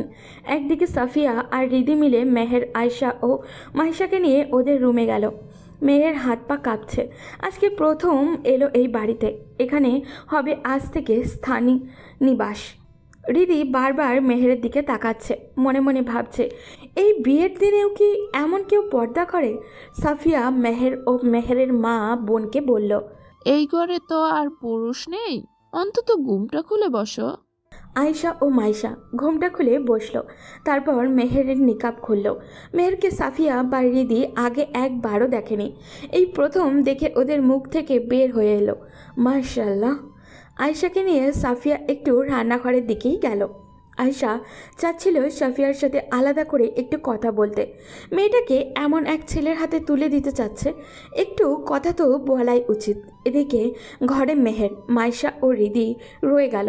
রিদি একবার মেহের আরেকবার মাইশার দিকে তাকাচ্ছে। দুই বোনই মাশাআল্লাহ, তবে ওদের বোরকা পরা দেখে একটু অস্বস্তি হচ্ছে। বিয়ের আনন্দে সাজগোজের উপরে বোরকা কেমন বেমানান লাগছে রিদির কাছে। রিদি একটা আকাশি রঙের গ্রাউন্ড পরে মোটামুটি সাজগোজ করেছে। এই সাজ যেন এখন তার কাছে পানসে লাগছে। মেহের আহামরি কোনো সুন্দরী নয়, তবে এই সাজে তাকে অসম্ভব সুন্দরী লাগছে। বিয়ের ফুল ফুটে নাকি মেয়েদের সৌন্দর্য বাড়ে। মেহেরকেও সেই জন্য হয়তো এমন আকর্ষণীয় লাগছে।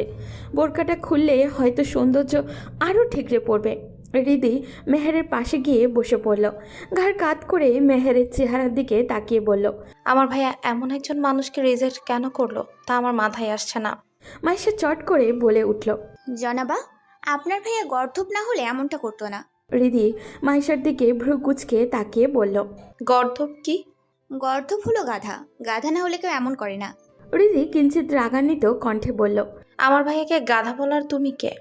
মাইশা জবাব দিয়ে যাবে এমন সময় মেহের বলল, চুপ থাকো মাইশা, এইভাবে কারো সম্পর্কে বলা উচিত নয়, তাও আবার তার পরিবারের সামনে। মুখে লাগাম লাগাও, এমন যেন না শুনি। যদিও মেহের আস্তে করে এই কথাগুলো বলল, তবে ছোট বোনের প্রতি বড় বোনের স্নেহের শাসন রিদির হৃদয় ছুঁয়ে গেল। তারও এখন ইচ্ছা হচ্ছে একটা বড় বোন থাকা নিয়ে। একটা বড় বোন ছোট বোনের জন্য একজন আদর্শ গাইডলাইন হতে পারে। রিদি এই গাইডলাইনের অভাব বোধ করছে। মাইশার প্রতি যে রাগটা এসেছিল তার এখন নেই রিদির। চুপ হয়ে গেল সেও। অপরদিকে সাফিয়ার সাথে টুকটাক কথা সারলেন আয়শা। তারপর ফিরে এলেন মেয়েদের কাছে। আয়শা নিজের বোরকা খুলে মেয়েদেরও বোরকা খুলে ফেলতে বললেন, যেহেতু এ ঘরে পুরুষ কেউই নেই। আয়শার কথা মতো মেহের ও মাইশা বোরকা খুলে ফেলে। জামদানি বেনারসিতে বেশ ধকলের শাড়ি, ফ্যানের নিচে বসে থেকেও দর দর করে ঘাম ঝরে চলেছে। বোরকাটা খুলে কিছুটা শান্তি লাগছে। সাফিয়া মেহেরকে দেখে হেসে পাশে বসলেন। বোকা মেহরাব এমন একটা মেয়েকে কেন বিয়ে করতে চাইল না সেটাই মাথায় ধরছে না সাফিয়ার। ধরছে না বলে ভুল হবে, সঙ্গদেশে লোহা ভাসে বলে একটা কথা আছে না। মেহরাবের অবস্থাও এমন। যেসব বন্ধুদের সাথে চলে তারা কোনো ভালো মানের ছেলে নয়, যে কারণে মেহরাবের চিন্তাভাবনাও সেই রূপই হয়েছে। কিছুক্ষণ পরেই রেদওয়ান সাহেব দরজায় টোকা দিল। সাফিয়া এগিয়ে গিয়ে মৃদু দরজা খুলে দিল। রেদওয়ান সাহেব বললেন, কাজী সাহেব বিয়ে পড়াবে, ভেতরে যেতে হবে। সাফিয়া রেদওয়ান সাহেবকে 2 মিনিট দাঁড়াতে বলে কভারের দিকে গেলেন। সেখান থেকে বড় একটা চাদর বের করে বিছানার স্ট্যান্ডের উপরে চাদর মেলে দিলেন। তারপর গিয়ে দরজা খুলে দিলে রেদওয়ান সাহেব কাজী সাহেবকে নিয়ে ভেতরে প্রবেশ করলেন। আসিফও পিছু পিছু এসেছে। কিছুক্ষণের মধ্যেই বিয়ে পড়ানো হয়ে গেল। 2 হাত তুলে দোয়া করল সবাই। মেহের স্তব্ধ হয়ে বসে আছে। হুট করেই সম্পর্ক পাল্টে গেল। সম্পর্কের নতুন ধাপগুলো কিভাবে শুরু করবে সে নিয়ে ভাবনায় তলিয়ে আছে মেহের। রীতি মেহেরের সঙ্গ ছাড়তেই চাইছে না। তার যেন সমস্ত আকর্ষণ এখন মেহেরের দিকে। মনে তার ভীষণ আনন্দ দোলা দিচ্ছে। আজ এত খুশি হবে বলে সে কখনো আশা করেনি। মেহের ও মেহরাবকে একসাথেই বসানো হলো।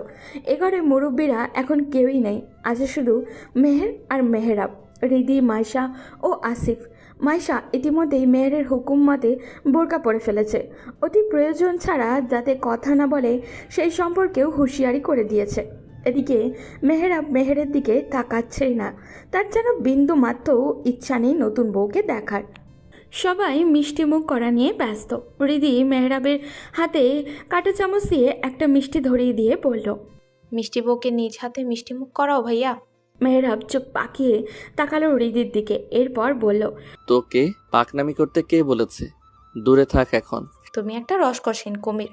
বিয়ে হয়ে গেছে, এখন একটু মিষ্টির মতো রসালো হও না। যাবি নাকি ধোলাই করতে হবে তোকে? যাচ্ছি যাচ্ছি, বড় ভাই না ছাই। কথায় কথায় ঝাড়ি দেয় শুধু। আমার ভাবির সাথে এভাবে কথা বললে তোমার খবর আছে। রিদি চলে গেল মেহরাবের পাশ থেকে। মেহের চুপচাপ সব শুনছিল। ভাই বোনের খুনসুটিতে তারও কিছু বলার নেই। মেহরাব হাত থেকে মিষ্টির চামচটা রেখে দিল সামনের প্লেটে। মেহের না তাকালেও তা বুঝতে পারল কেউ কারোর সাথে কোনো কথা বলছে না। মেয়ের হাসাহাসি জোরালো আওয়াজ পেয়ে সামনের দিকে মাথা তুলে দেখল মাইশা, আসিফ এবং রিদি একসাথে বসে আড্ডা দিচ্ছে। মেহের এমনভাবে আসিফকে ডাকলো যেন মেহের রেগে আছে। মেহেরের ডাকে সবাই চুপচাপ। মেহরাব তাকালো মেহেরের দিকে। আসিফকে উদ্দেশ্য করে মেহের বলল, আসিফ, রিদি তোমার নিজের মায়ের পেটের বোন নয়, সাবধান। এমন হাসি তামাশা যেন দ্বিতীয়বার আর না দেখি। আজই প্রথম, আজই শেষ। আসিফ আন্দাজ করতে পারল মেহের কী নিয়ে সাবধান করছে। সে নিচের দিকে তাকিয়ে বলল, দুঃখিত আপু, আর হবে না। মেহরাব অবাক হলো মেহেরের কাণ্ডে। আসিফ ও রিদি এখন দুজন সম্পর্কে বিয়ান। তারা নিজেদের মধ্যে দুষ্টুমি হাসি তামাশা করতেই পারে, তাই বলে মেহের এমন কর্কশ গলায় সাবধান করবে, এটা মেহরাবের কাছে বাড়াবাড়ি মনে হলো। মেহরাব বলে উঠল, এটা কেমন ব্যবহার? ওদের হাসি তামাশার সম্পর্ক, এখানে সাবধান করার কি আছে? মেহের এবার শান্ত কণ্ঠে বলল, সম্পর্ক কখনো হাসি তামাশার হতে পারে না। সীমার সামনে কোনো কিছুই সুন্দর নয়। বিয়ান সম্পর্ক খারাপ কোথায়? আপনার মগজের সমস্যা। খারাপ কোথায় সেটা চোখ দিয়ে কিভাবে দেখবেন? এমন সময় দুই পরিবারের মুরব্বীরা ঘরে প্রবেশ করলেন। আয়েশা এসেই দ্রুত পায়ে এগোলেন মেহেরের দিকে। তারপর মেহেরের মাথায় হাত রেখে বললেন, মেয়ে মানুষের গলার আওয়াজ বেশি হতে নেই, এটা সবসময় মনে রাখবে। তোমার বাবার সাথে আমি কেমন ব্যবহার করি তা নিশ্চয়ই দেখেছ। আশা করি আমার থেকেও তুমি ভালো করে সংসার সামলাতে পারবে। মেহের শুধু মুচকি হাসল। মাহফুজ সাহেব তখন রেদওয়ান সাহেবকে বললেন, আজকে তাহলে আমরা ফিরে যাই। মাইশা থাকুক বোনের সাথে। আগামীকাল মেহরাব আর মেহের তো আমাদের বাসায় যাবে। রেদওয়ান সাহেব বন্ধুকে জড়িয়ে ধরে বললেন, আমার আরেক মেয়ের যত্ন আশা করছি আমি ভালো করেই রাখবো। চিন্তা করো না বন্ধু। তারপর মাহফুজ সাহেব মেহেরের কাছে গিয়ে টুকটাক কথা বলে বিদায় জানালো। সাথে করে খাবার প্যাক করে দিল সাফিয়া, যাতে বাসায় পৌঁছে আর রান্না করতে না হয়। বেলা অনেকটাই আছে, সবে দুপুর। চাইলে আরও কিছুক্ষণ সময় থাকতে পারত ওরা, কিন্তু কিভাবে চলে গেল তা বোধগম্য নয় মেহেরের। মাইশাকে রিদি তার ঘরে নিয়ে গেল। মেহরাবকে নেওয়া হলো মেহরাবের ঘরে। দুপুরের আজান হওয়াতে মেহের নামাজের প্রস্তুতি নিচ্ছে। মেহেরাব হুইল চেয়ার করে বাইরে চলে আসে। নিজের ঘরে অপছন্দের রমণী ঘুরপাক খাচ্ছে, সেটা তার মোটেও ভালো লাগছে না। মেহের জায়নামাজ খুঁজছে, কিন্তু পাবে বলে আশা নেই। এমন সময় সাফিয়া এলেন ঘরে। এসে মেহেরের হাতে একটা সেট রেডিমেড 3 পিস আর একটা জায়নামাজ তুলে দিলেন। চলে যাওয়ার আগে বলে গেলেন, তুমি আমার আরেক মেয়ে, নিজের মায়ের কাছে যেভাবে যা চাইতে আমার কাছেও চাইবে যতদিন বেঁচে আছি। ইনশাল্লাহ মায়ের অভাব বোধ হতে দেব না। বাক্য দুটো মেহেরের বেশ ভালো লাগলো, মনে প্রশান্তিও জাগলো। সব শাশুড়ি যদি নিজ মায়ের মতো হন তবে শান্তি বিদ্যমান।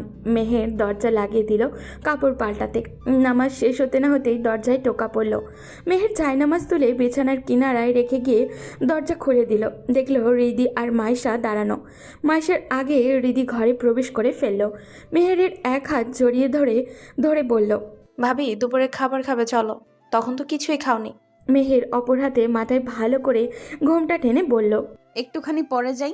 হুম, তা হবে না, এখন মানে এখনই। খাবার খাওয়ার পর আরও কাজ আছে। মাইশা এসে মেহেরের আর এক হাত জড়িয়ে ধরে বলল, আপু চলো না, খাওয়ার পর ইম্পর্ট্যান্ট একটা কাজ আছে। মেহের আর কিছু বলল না। ওরা দুজন যে তাকে এখন ছাড়বে না তা ভালো করেই বুঝতে পারছে মেহের। খাবার টেবিলের সামনে যেতেই দেখল শাশুড়ি খাবার সাজিয়ে অপেক্ষা করছেন। বাসার দুইজন পুরুষ এখনও উপস্থিত নেই এখানে। সামনে রাখা এত খাবার তো আর মেহের একা খাবে না। মাইশা ও রিদি দুজনে মিলে মেহেরকে চেয়ারে বসিয়ে দিয়ে মেহেরের সামনে খাবার পরিবেশন করে দিচ্ছিল। এমন সময় মেহের বলল, তোমরাও বসো, মা আপনিও বসুন। সাফিয়া হেসে মেহেরের পাশের চেয়ারটায় বসে বললেন, এগুলো সব তোমার জন্য। নতুন বইয়ের আপ্যায়ন বলে কথা। এখন তুমি হচ্ছ সাবজেক্ট আর বাকি সবাই অবজেক্ট। সাফিয়া কথাগুলো কেমন লাগলো মেহেরের, যেন সে নিজের বাবার গৃহেই আছে। এমন আহ্লাদ যদি চিরদিন থাকে তবে মন্দ হবে না। মেহেরের চোখে মুখে কিছুটা বিস্ময় দোল খাচ্ছে। মেহের বলল, এতগুলো আইটেম আমার জন্য? মা, আমার দ্বারা অসম্ভব। আর আমি একা সাবজেক্ট হতে চাই না। এখানের প্রত্যেকেই এক একটা সাবজেক্ট। রিদি অধৈর্য হয়ে বলল, উফ ভাবি যান আগে খাবার খান। এই সাবজেক্ট অবজেক্টের গ্রামার পরে না হয় আলোচনা করা যাবে। মেহের মুচকে হাসলো রিদির কথায়। সাফিয়া নিজ হাতে খাবার নিয়ে মেহেরকে খাইয়ে দিল। মেহের নিজে হাতে খেতে চেয়েছিল, কিন্তু শাশুড়ির আবদার ফেলতে পারল না ও। এই মুহূর্তটা মেহেরের কাছে এক টুকরো সোনালি স্মৃতি হয়ে থাকবে সব সময়। ভবিষ্যতে কি হবে সেটা নিয়ে চিন্তা না করে বর্তমানটাকে উপভোগ করবে। বর্তমান ঠিক থাকলে ভবিষ্যৎ এমনিতেই সুন্দর হবে। ভবিষ্যৎ সময় বর্তমান সময়ের উপরে নির্ভরশীল। খাওয়া শেষে রিদি আর মাইশা দুজন মেহেন্দি নিয়ে বসে পড়ল। খাবার খাওয়া শেষে চেয়ার ছেড়ে মেহেরকে উঠতে হয়নি। রিদি ও মাইশা দুজনে দুদিকে চেয়ারে টেনে বসে দুজন দুহাত দখল করলো মেহেন্দি পরানোর জন্য। বিয়ের মতো সুন্দর একটা সময়ে কনের হাতে মেহেন্দি দেওয়া হবে না, তা হয় নাকি? বিয়ের তাড়াহুড়ো থাকায় তখন মেহেন্দি পরার সময় হয়নি, তাই এখন সে কাজ করা হবে। দু হাত ভর্তি করে মেহেন্দি পরানো হলো। তারপর মেহেরকে নিজ কক্ষে রেখে আসা হলো। মেহের বিছানার কিনারায় বসে বসে রুমের চারপাশে নজর বোলাচ্ছে। মনে মনে কত কি ভাবনা ঘুরে বেড়াচ্ছে। মেহরাবের সাথে কি আসলেই সম্পর্কটা সুন্দরভাবে এগোনো সম্ভব? সম্ভব না হলেও সম্ভব করতে হবে। মেহের উঠে জানালার পাশে গেল। বিকেলের পরন্ত রোদের তেজ কমতে শুরু করেছে, যদিও তেজ কমার ব্যাপারটা খুবই সামান্য। ঝিরিঝিরি বাতাস জানলার পর্দায় দোল জাগাচ্ছে। মেহের বাইরের গাছগুলোর দিকে তাকিয়ে আছে। এমন সময় দরজায় আওয়াজ হলো। মেহের পিছনে তাকিয়ে দেখল মেহরাব ঘরে প্রবেশ করছে। মেহের কিছু বলল না, চুপচাপ করে জায়গাতেই দাঁড়িয়ে রইল। মেহরাব মেহেরকে খেয়াল করেনি। এসেই সে গায়ে পাঞ্জাবি খোলা আরম্ভ করলো। পুরোপুরি খোলা হতেই মেহের সামনে এসে দাঁড়ায়। মেহরাব চমকে ওঠে। পাঞ্জাবিটা বুকের উপরে ঢেকে নেওয়ার ব্যর্থ চেষ্টা করতে করতে মেহরাব বলল, শাকচুন্নির মতো পুরুষ মানুষের ঘরে এভাবে হুটহাট ঢুকে পড়ো কেন? লজ্জাবোধ কি নেই কিছু? মেহের মেহরাবের সামনে বিছানায় বসতে বসতে বলল, তাই এখানে পুরুষটাকে? কেন, আমাকে কি পুরুষ বলে মনে হয় না? যে পুরুষ এই ঘরে আছে সে আমার লিখিত সম্পত্তি। বৈবাহিক সকল নিয়ম মেনে তার সাথে আবদ্ধ হয়েছি। এই ঘর এখন আমার, অন্য পুরুষের নয়। সো এখন আমি শাকচুন্নি হলেও আপনার স্ত্রী। তাহলে খুব ভালো করে দেখো। কথাটা মেহরাব ব্যঙ্গ করেই বলে শরীর থেকে পাঞ্জাবি সরিয়ে ছুঁড়ে ফেললো বিছানায়। মেহের মুচকে হাসা শুরু করলো। এমন হাসি দেখে মেহরাব কয়েক সেকেন্ডের জন্য থমকে রইল। তারপর হঠাৎই মাথা ছাড়া দিয়ে বলল, এভাবে হাসার কি হলো? আপনার কি দেখবো বলুন তো? 6 প্যাক 4 প্যাক বলতে বডিতে কিছুই নেই যে আমি লোভী দৃষ্টিতে তাকাবো। যা আছে তা 1 প্যাক। তবে এতে আমার সমস্যা নেই। আপনার বডি শেপ দেখে আমি আপনাকে বিয়ে করিনি। আপনার দৈহিক অবস্থা আপনি আমার থেকে নিজেই ভালো জানেন। মেহরাব সরে গেল ওয়ার্ড্রবের দিকে। এগোতে এগোতে বলল, মুখে যেন খই ফুটে। এই মেয়ে নাকি স্বর্ণ, আমাকে দয়া দেখিয়ে বিয়ে করালো, স্বামীর সাথে তাচ্ছিল্য করার সুযোগ পেয়েছে। মেহের কথাগুলো স্পষ্টই শুনল। মেহরাবকে ডেকে সে বলল, শুনুন, আপনাকে দয়া দেখিয়ে বিয়ে করিনি। আপনার উপর যেন আল্লাহর রহমত দেন এবং আপনার অগোছালো জীবনটা গোছানো হয় সেই আশাতেই আপনার সাথে জড়ানো। প্লিজ, আমি একটু ভালো থাকতে চাই। ইহকাল আর পরকাল 2 কালই চাই। মেহরাব চুপ করে শুনল মেহেরের কথাগুলো। কোনো উত্তর না দিয়ে একটা টি শার্ট পরে বের হয়ে গেল রুম থেকে। মেহের দীর্ঘশ্বাস ফেলল মেহরাবের যাওয়ার পানে চেয়ে। হাতের মেহেন্দির দিকে তাকিয়ে দেখল শুকিয়ে গিয়েছে প্রায়। হাতে আর রাখতে ইচ্ছা হলো না। ওয়াশরুমে চলে গেল হাত ধুয়ে ফেলতে। আসরের আজান হয়ে যাওয়ার একেবারে অজু সেরেই বের হলো মেহের। নামাজ শেষে 2 হাতে তুলে অশ্রু ঝরিয়ে যাচ্ছে ভবিষ্যতের জন্য। রবের নিকট যত চাওয়া পাওয়া আর আবদার, এছাড়া যে আর কোনো উপায় নেই। তিনি রহম না করলে কোনোভাবেই কোনো কিছু সুন্দর হওয়া সম্ভব নয়। মেহরাব ঘরে প্রবেশ করে দেখল মেহেরের কান্না। এই অবস্থায় দেখে মেহরাবের হৃদয়টা কেমন মোচড় দিয়ে উঠল। সে স্পষ্টই মেহেরের মোনাজাতে বলে যাওয়া কথাগুলো শুনছিল, যতটা আবেগ নিয়ে কেউ কারোর জন্য রবের নিকট দোয়া করে। মেহরাবের অস্বস্তি হলো। মেয়েটার সাথে ভালো ব্যবহার এখনও পর্যন্ত করেনি ও, কিন্তু মেয়েটা ইতিমধ্যেই সব গুছিয়ে ওঠার চেষ্টা করছে। মেহেরকে যত দেখছে ততই যেন অবাক হচ্ছে। নামাজ শেষ হলো মেহেরের। মেহেরের পাশ দিয়ে ফিরে মেহরাবকে দেখল, সাথে সাথেই চোখ ফিরিয়ে নিল অন্যদিকে। নিজেও কান্না ভেজা চোখ অন্য কেউ দেখলে কেমন জানি অস্বস্তি হয় মেহেরের। দ্রুত জায়নামাজ তুলে ভালো করে চোখ মুখ মুছে নিল।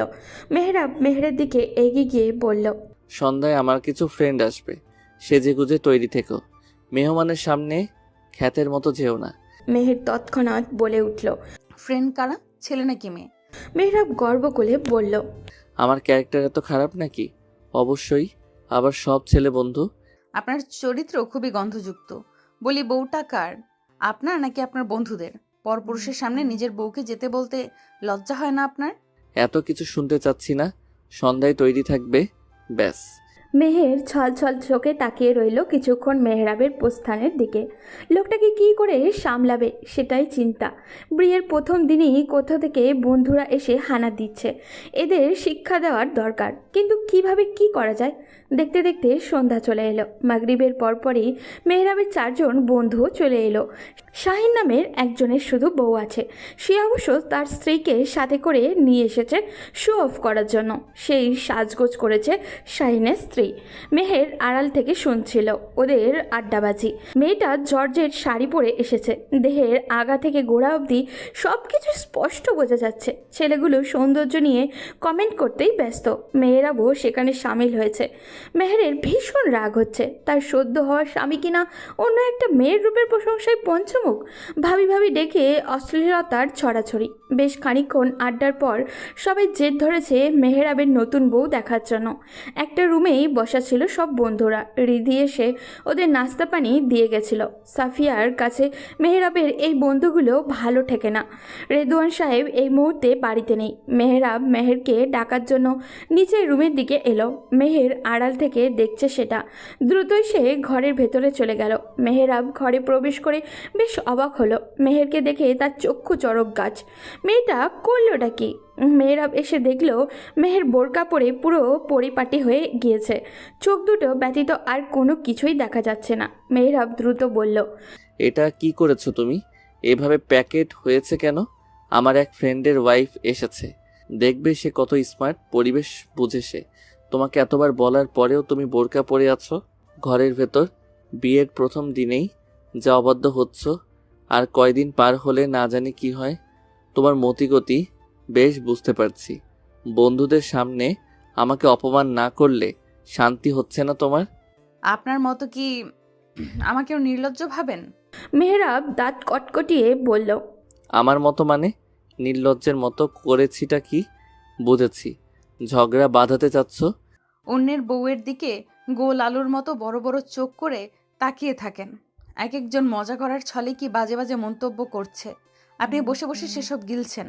ওখানে আপনার ওই বন্ধুর বউয়ের মতো গেলে আমিও যে এমন বাজে মন্তব্য পাবো না তার কি গ্যারান্টি? আমার বউকে এসব কেউ বলবে না, এত সাহস কাউকে দেইনি। মেহের তার ছেলের হাসি দিয়ে বলল, অন্যকে সম্মান না দিলে আপনাকেও কেউ সম্মান দিবে না। অন্যের বউকে নিয়ে কত রং তামাশায় যুক্ত হলে নিজের বউকেও ওরা এমন বাজে কথা বলবে। আপনাদের চোখে পর্দা থাকলে এসব কিছুই হতো না। আমাদের আবার কিসের পর্দা? কি বোঝাতে চাইছো? নারী পুরুষ উভয়ই পর্দা মেনে চলা ফরজ। সত্যি কথা বলতে পুরুষের জন্যই পর্দা আয়াত প্রথমে নাজিল হয়েছে, পরবর্তীতে নারীর পর্দার আয়াত নাজিল হয়েছে। এখন কোনো পুরুষের চোখ যদি কোনো নারীর সৌন্দর্য দর্শন করার অনুমতি পায়, তাহলে তা একমাত্র নিজের স্ত্রী। একজন পুরুষের জন্য নিজ স্ত্রী ব্যতীত অন্য কোনো নারীর চেহারার সৌন্দর্য দেখা বা অন্য কোনো নারীর দেহ আকৃতি অন্তরে অনুভব করা হারাম। মেহরাব মেহেরের কথাগুলো শোনার পর কি বলবে তা ভাবছে। মেহরাব ভেবে বলল, আচ্ছা, বুঝলাম যে আমাদের চোখের পর্দা করতে হবে, কিন্তু তুমি এত প্যাকেট হচ্ছ কেন? স্বাভাবিক পোশাকেই তো থাকতে পারো নাকি? আমার ফ্রেন্ডগুলো আমার নিজ ভাইয়ের মতোই, এদের সামনে অন্ততপক্ষে একবার যেতেই পারো নাকি? ঘরের ভেতর এমন লোক হাসানো, হিজাব না পরলেও তো হয়। মেহেরের মনে হচ্ছে সে হেরে যাচ্ছে, তবুও লড়তেই হবে। গাধা পিটিয়ে ঘোড়া করতে হবে, সেটাই করবে। মেহের আরও একবার দীর্ঘশ্বাস ফেলে বলল, হিজাব পরা মানে মানুষকে দেখানো নয় যে আমি হিজাব পরছি, এটা আমার প্রয়োজনে পরা। হিজাব পরা মানে আল্লাহ নির্দেশ দিয়েছেন আমার শরীরের সৌন্দর্য পরপুরুষ থেকে ঢেকে রাখতে। যা দেখার অনুমতি বা প্রদর্শন করার অনুমতি দিয়েছে একমাত্র আমার স্বামীর সামনে। তাহলে আমি অন্য মানুষের সামনে নিজেকে কেন প্রদর্শন করব? নারী কখনো প্রদর্শনীয় বস্তু নয় মেহরাব। মেহরাব মেহেরের দিকে তাকিয়ে চুপচাপ কথাগুলো শুনল। মেহেরের কথা শেষ হবার পরেও যেন মেহরাব ধ্যানে আছে, এমনভাবে তাকিয়ে রইল। মিনিট খানেক এভাবেই সময় পার হলো। মেহের অপেক্ষা করছে মেহরাবের জবাবের, কিন্তু সে কোনো সারা শব্দ করল না। কিছুক্ষণ পর মেহরাব হুকুম করার স্বরে বলল, এসব প্যাকেট থেকে বের হও, এমনিতেই প্রচুর গরম। কাপড় পাল্টে বসে থাকো এখানে, এক পাও বের হবে না এ ঘর থেকে। কথা শেষ হতে না হতেই মেহরাব চলে গেল ঘর হতে। মেহেরের ঠোঁটের কোণায় এক চিলতে হাসির রেখা মিলল। কিছুটা আশার আলো হয়তো পাওয়া গেল মেহরাবের কাছ থেকে। মেহরাব চলে গেল বন্ধুদের কাছে। মেহেরের কথাগুলো শোনার পর নিজের মনের ভেতরে কেমন খচখচ করছে। মেহরাবকে একা ফিরতে দেখে বন্ধুদের একজন বলে উঠল, কিরে বেটা, বউ রেখে একাই আসলি? আমার মনে হয় তোর বউ দেখার মতো না, তাই সামনে আনতে চাস না। মেহরাবের ভ্রুযুগল মৃদু কোচকালো। মেহের যথেষ্ট দেখতে, তাকে নিয়ে এমন কটুকতা ঠিক হজম হলো না। মেহরাবের সেই বন্ধুর বাক্যখানি শেষ হতে না হতেই বাকি বন্ধুরা হো হো করে হেসে উঠল, যেন সেই কথায় বেশ মজা পেয়েছে। ওদের হাসি থামার পর মেহরাব একগাল হেসে বলল, আচ্ছা শোন, তোদের সম্পত্তির কিছু অংশ কি আমাকে দিবি? আমার সম্পত্তির ভাগ তোকে দিতে যাব কোন দুঃখে? আমি তো যথেষ্ট সুখে আছি। বাকি ফ্রেন্ডগুলো বেশ এইরকমই বুলি আওড়ালো। এইসব শোনার পর মেহরাব বলল, আমার স্ত্রী আমার সম্পত্তি, একদম সিলগালা করার সম্পত্তি। তাহলে তাকে কেন তোদের সামনে প্রদর্শনীর বস্তুর মতো প্রদর্শন করাতে হবে? শাহিন উঠে দাঁড়িয়ে বলল, কিরে বেটা, বিয়ে করতে না করতে পোল্ট্রি খেয়ে ফেলেছিস? আমাদের বউ তো চোখে গিলিস কতবার, এখন নিজের বউ সিন্ধুকে লুকিয়ে রাখার চেষ্টা করছিস? Wow, beautiful. শাহিনের সাথে সাথে বাকিরাও উঠে দাঁড়ালো। মেহরাব মুচকি হেসে বলল, নিজে তো হাত পা ভেঙে বসে আছি, তাহলে পোল্ট্রি কিভাবে খাবো? আচ্ছা, আমার একটা প্রশ্নের উত্তর দে আগে। তোদের সম্পত্তির ভাগ কি আমাকে দিবি? বেশি না, সবার থেকে অল্প অল্প করে দিলেই হবে। রাসেল একটু কড়া গলায় বলল, আমার সম্পত্তি তোকে কেন দিব? এক প্রশ্ন কতবার করছিস? প্রশ্ন বারবার করার কারণ আছে। আচ্ছা শোন তাহলে, আমার সম্পত্তি কেন তোদের সামনে শো অফ করবো? ঘরের মেয়ে মানুষ সবচেয়ে দামি সম্পত্তি। মেহরাবের কথা শেষ না হতে হতেই সোহেল বলে উঠল, থাম তুই, অনেকক্ষণ যাবৎ তোর ফাউল মার্কা কথা শুনছি। অ্যাক্সিডেন্টের সাথে তোর মাথাটাও গেছে। তোর সাথে সম্পর্ক এখানেই আমি চুকিয়ে দিলাম।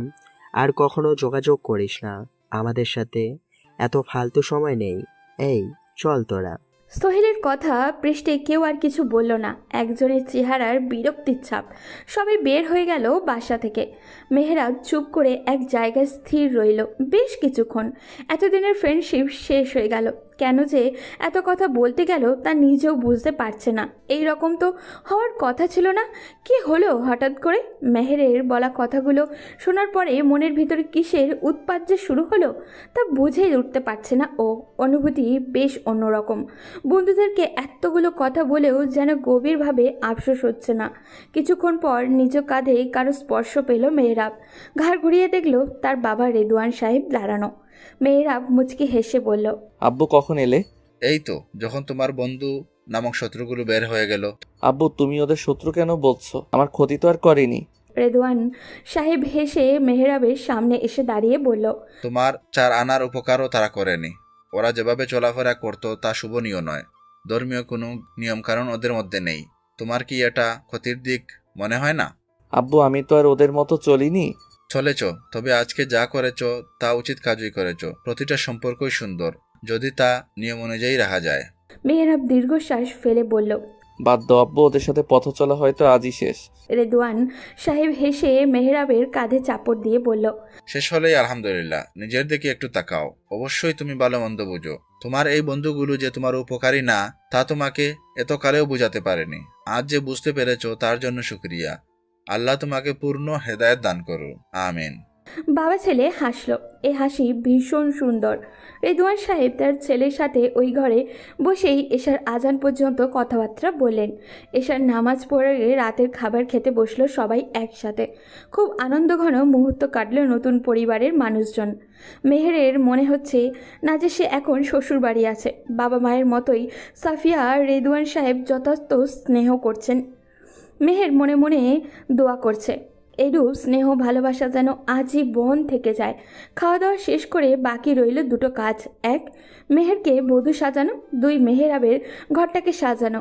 মেহেরকে সাজানোর দায়িত্ব দিল রিধি ও মাইশাকে। ওদিকে ঘর সাজানোর দায়িত্ব কাঁধে নিলেন 2 বুড়ো বুড়ি। কাজ ভাগাভাগি করতে শুনে মেহেরাব বলল, আমি কি তাহলে ফোকাসের বাহিরে? না মানে আমার কি সাজসজ্জা লাগবে না? রিধি হাসতে হাসতে বলল, ভাইয়া তোমার নিজের দায়িত্ব নিজেই পালন করো, নয়তো আব্বুর অপেক্ষা কর। তোমার ঘর সাজানোর কাজ হলে পরে তোমাকে সেট আপ করে দিবে। মেহেরাব কথা বাড়ালো না। কথাটা বলে নিজেরাই জানি কেমন জানি লজ্জা বোধ হচ্ছিল। এইরকম হওয়ার কথা নয়, আগে তো কখনো হয়নি। একদিনের ভেতরে কিভাবে এত চেঞ্জ হতে পারে? কারো কারো দিলের দোয়া হয়তো আল্লাহ তাআলা কবুল করে নিয়েছেন, নয়তো এই হেদায়েত পাওয়া সম্ভব না। রাত প্রায় 12টার কাটা ছুঁই ছুঁই। শুভ্র রঙের গ্রাউন্ডে মেহের বসে আছে মেহেরাবের বিছানায়। উফ, এই ঘর আজ তারও। ঘরটা স্বল্প সময়ে যতটুকু সাজানো যায় ততটুকুই সাজানো হয়েছে, যাকে বলে হালকার মধ্যে গর্জিয়াস। মেহেরের হাতে তালু ঘামছে। সারাদিনে যতটা না নার্ভাস লেগেছে তার থেকে ঢের বেশি এই মুহূর্তে নার্ভাস লাগছে ওর। মনের ভিতরে হরেক রকমের অনুভূতি। আন্দোলনের তোপে নিতান্তই মেহের দুর্বল হচ্ছে। মেহরাব ঘরে এলো ঠিক 12টা বেজে 1 মিনিট। মেহের উঠে দাঁড়িয়ে সালাম জানালো। মেহরাবকে বিছানায় উঠতে সাহায্য করলো। বিছানায় বসার পর মেহরাব বলল, এভাবে নিজের জীবন নষ্ট না করলেও পারতে। আমি এখন বোঝা ছাড়া আর কিছুই নই। আমাকে দয়া দেখানোর জন্য বিয়ে না করলেও পারতে। মেহের দীর্ঘশ্বাস ফেলে বলল, প্রথমত আপনাকে দয়া দেখানোর জন্য আমি বিয়ে করিনি। দয়া দেখাতে হলে বিয়ের প্রয়োজন হয় বলে আমার মনে হয় না। দ্বিতীয়ত বিয়ে শাদী আল্লাহর হাতে। যার সাথে যার জুড়ি লেখা তার সাথে তা আটকা পড়তেই হবে। বিয়ে নিজের হাতে থাকলে কয়েক বছর প্রেম করা প্রেমিককে রেখে অন্য কাউকে কেউ বিয়ে করতো না। মেহরাবের মাথায় হঠাৎ প্রশ্ন ছুটে এলো। মেহেরের কথা শেষ না হতে হতেই মেহরাব বলল, তোমার কি তাহলে বিয়ের পূর্বে কোনো সম্পর্ক ছিল যে কারণে প্রথমে এই বিয়েতে রাজি হওনি? মেহরাবের প্রশ্ন শুনে মেহের ঠিক কী ধরনের প্রতিক্রিয়া দেখাবে বুঝতে পারছিল না। কয়েক সেকেন্ড ভাবার পর মৃদু হেসে বলল, আমি আমার স্বামীর জন্য, কোনো প্রেমিক পুরুষের জন্য নই। হালালের স্বাদ কখনো হারাম সম্পর্কে থাকে না। মেহরাব মৃদু হাসল। এতটাই মৃদু যে ঠোঁটের পানি গভীরভাবে না তাকালে তা বোঝা সম্ভব নয়। মেহের তা লক্ষ্য করেনি। এই মুহূর্তে সে মেহরাবের দিকে তাকাতে পারছে না। দু চোখ জুড়ে লজ্জায় চেপে বসেছে। মেহের নিচের দিকে তাকিয়ে মেহরাবকে বলল, চলুন তাহলে নতুন সূচনা করা যাক। অতঃপর দুজন দুজনাকে বুঝতে পারার পালা। দুজনের স্বপ্ন আর চাওয়া পাওয়া নিয়ে যত গল্প জমে আছে তা আজই উন্মোচনের পালা। প্রভাতের সূর্যকিরণ আলোকিত চারপাশ। মেহের ভেজা চুল মেলে জানলার পাশে বসে চায়ে ঠোঁট পোড়াচ্ছিল। চাটা রিদি এসে দিয়ে গেছিল। মেহেরাব এখনও শুয়ে আছে। মেহের চেষ্টা করেছিল ফজরের নামাজটা আদায় করাতে, কিন্তু সে ব্যর্থ হলো। একাই ফজরের নামাজ আদায় করে 2 হাত তুলে স্বামীর জন্য সুস্থতা ও হেদায়েত চেয়ে দোয়া করছেন। জানলা দিয়ে সবে ফুটে ওঠা সকালটা উপভোগ করছে সে। কতই না নমনীয়তা সকালের ফুটে ওঠা এই আলোয়।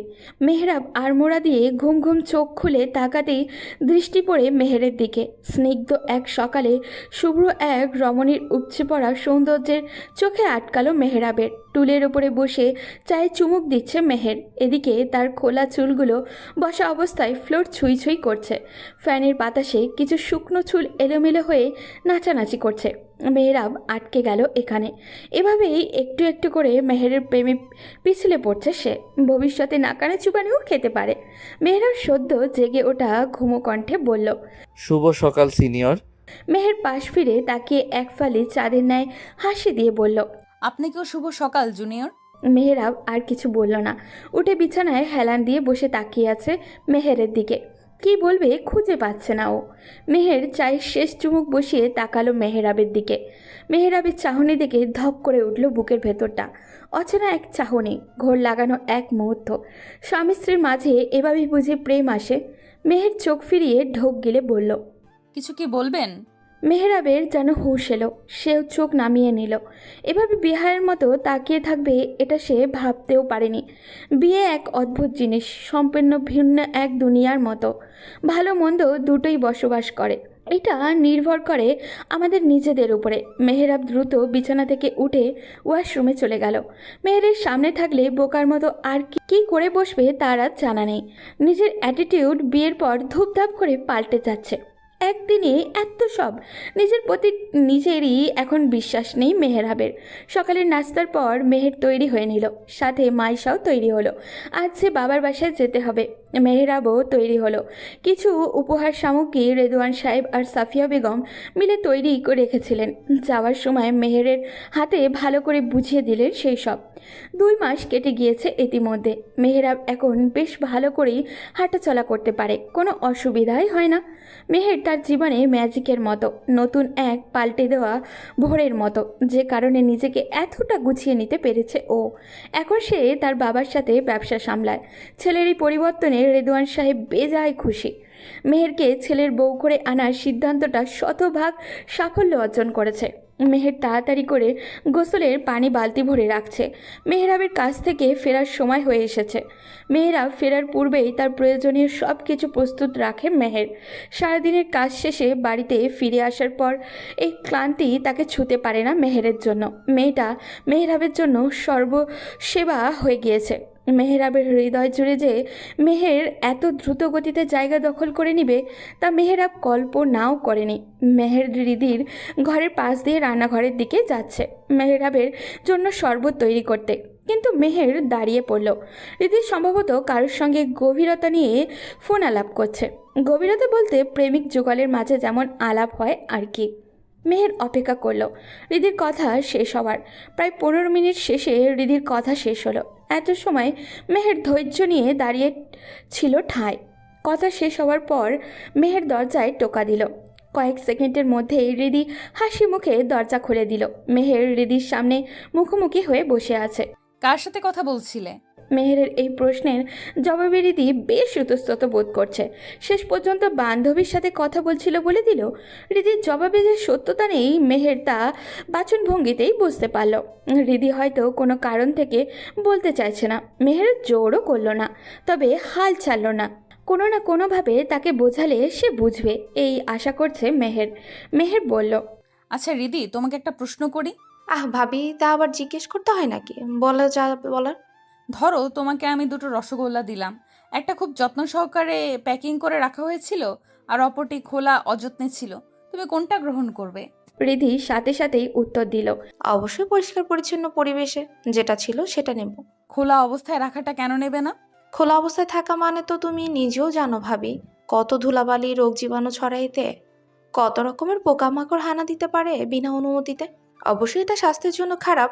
একটা সাধারণ ফল তার খোসার ভেতর থাকাকালীন যতদিন সতেজ থাকে, একটা খোসা ছাড়ানো ফল তার অর্ধেক সময়ও সতেজ থাকে না। প্যাকেটিং অবস্থায় এজন্যই বেটার। মেহের হাসল রিদির কথা শুনে, তারপর বলল, আমরা মেয়েরাও এই রসগোল্লার মতো, ফলের মতো। নিজেদের আমরা যত যত্নে রাখি আমরা ততই ভালো থাকি। আল্লাহ তাআলা আমাদের জন্য সবকিছু সুন্দর নিয়ম বেঁধে দিয়েছেন, সেই অনুযায়ী চললে অবশ্যই আমরা ভালো থাকব। এই ধরো কোনো রিসেপশন করা, বিবাহ বহির্ভূত সম্পর্ক আল্লাহ হারাম করেছেন, তার মানে অবশ্যই এতে বান্দার কল্যাণ লুকিয়ে আছে। রিদি চুপ করে সব শুনল। মেহেরের বলা কথাগুলো তার মস্তিষ্কে গভীরভাবে বসে যাচ্ছে। নিজেকে এখন ছোট মনে হচ্ছে, নিজের ভুলগুলো যেন চোখের সামনে সব ভেসে উঠেছে। মেহের আবারও বলল, তোমার বিয়ে এখন দেওয়াই যায়, নিজের পছন্দ থাকলে জানাতে পারো। মনে রেখো রিদি, আল্লাহ সব দেখছেন, ওনার নজর থেকে নিরাকার কোনো প্রাণীও বাদ যায় না। মেহের আর কথা বাড়ালো না। বাইরে আসতেই দেখলো মেহেরাব চলে এসেছে। মেহের ছুটল স্বামীর দিকে। মেহেরাব চট করে মেহেরকে জড়িয়ে ধরল। বাসায় শুধু রিদি ছিল। মেহের লজ্জা পেয়ে বলে, কি বাসায় এখন রিদি আছে? থাকুক, সে বের হবে না এখন। তাকে অনেক আগে থেকে আদেশে দিয়ে রেখেছি। এখন একটু বুক পিঞ্জিরায় চুপটি করে থাকো। সারাদিন কতটা খালি খালি লাগে আমার পাখিটার জন্য। মেহের স্বামীর বুকে মুখ লুকিয়ে হাসল। এই শান্তি আল্লাহ প্রদত্ত, অন্য কোথাও তা পাওয়া সম্ভব নয়। দুটো ভিন্ন মানসিকতার মানুষ আজ এক রঙে রঙিন হয়ে গিয়েছে। এভাবেই রঙিন হোক প্রতিটি সম্পর্ক।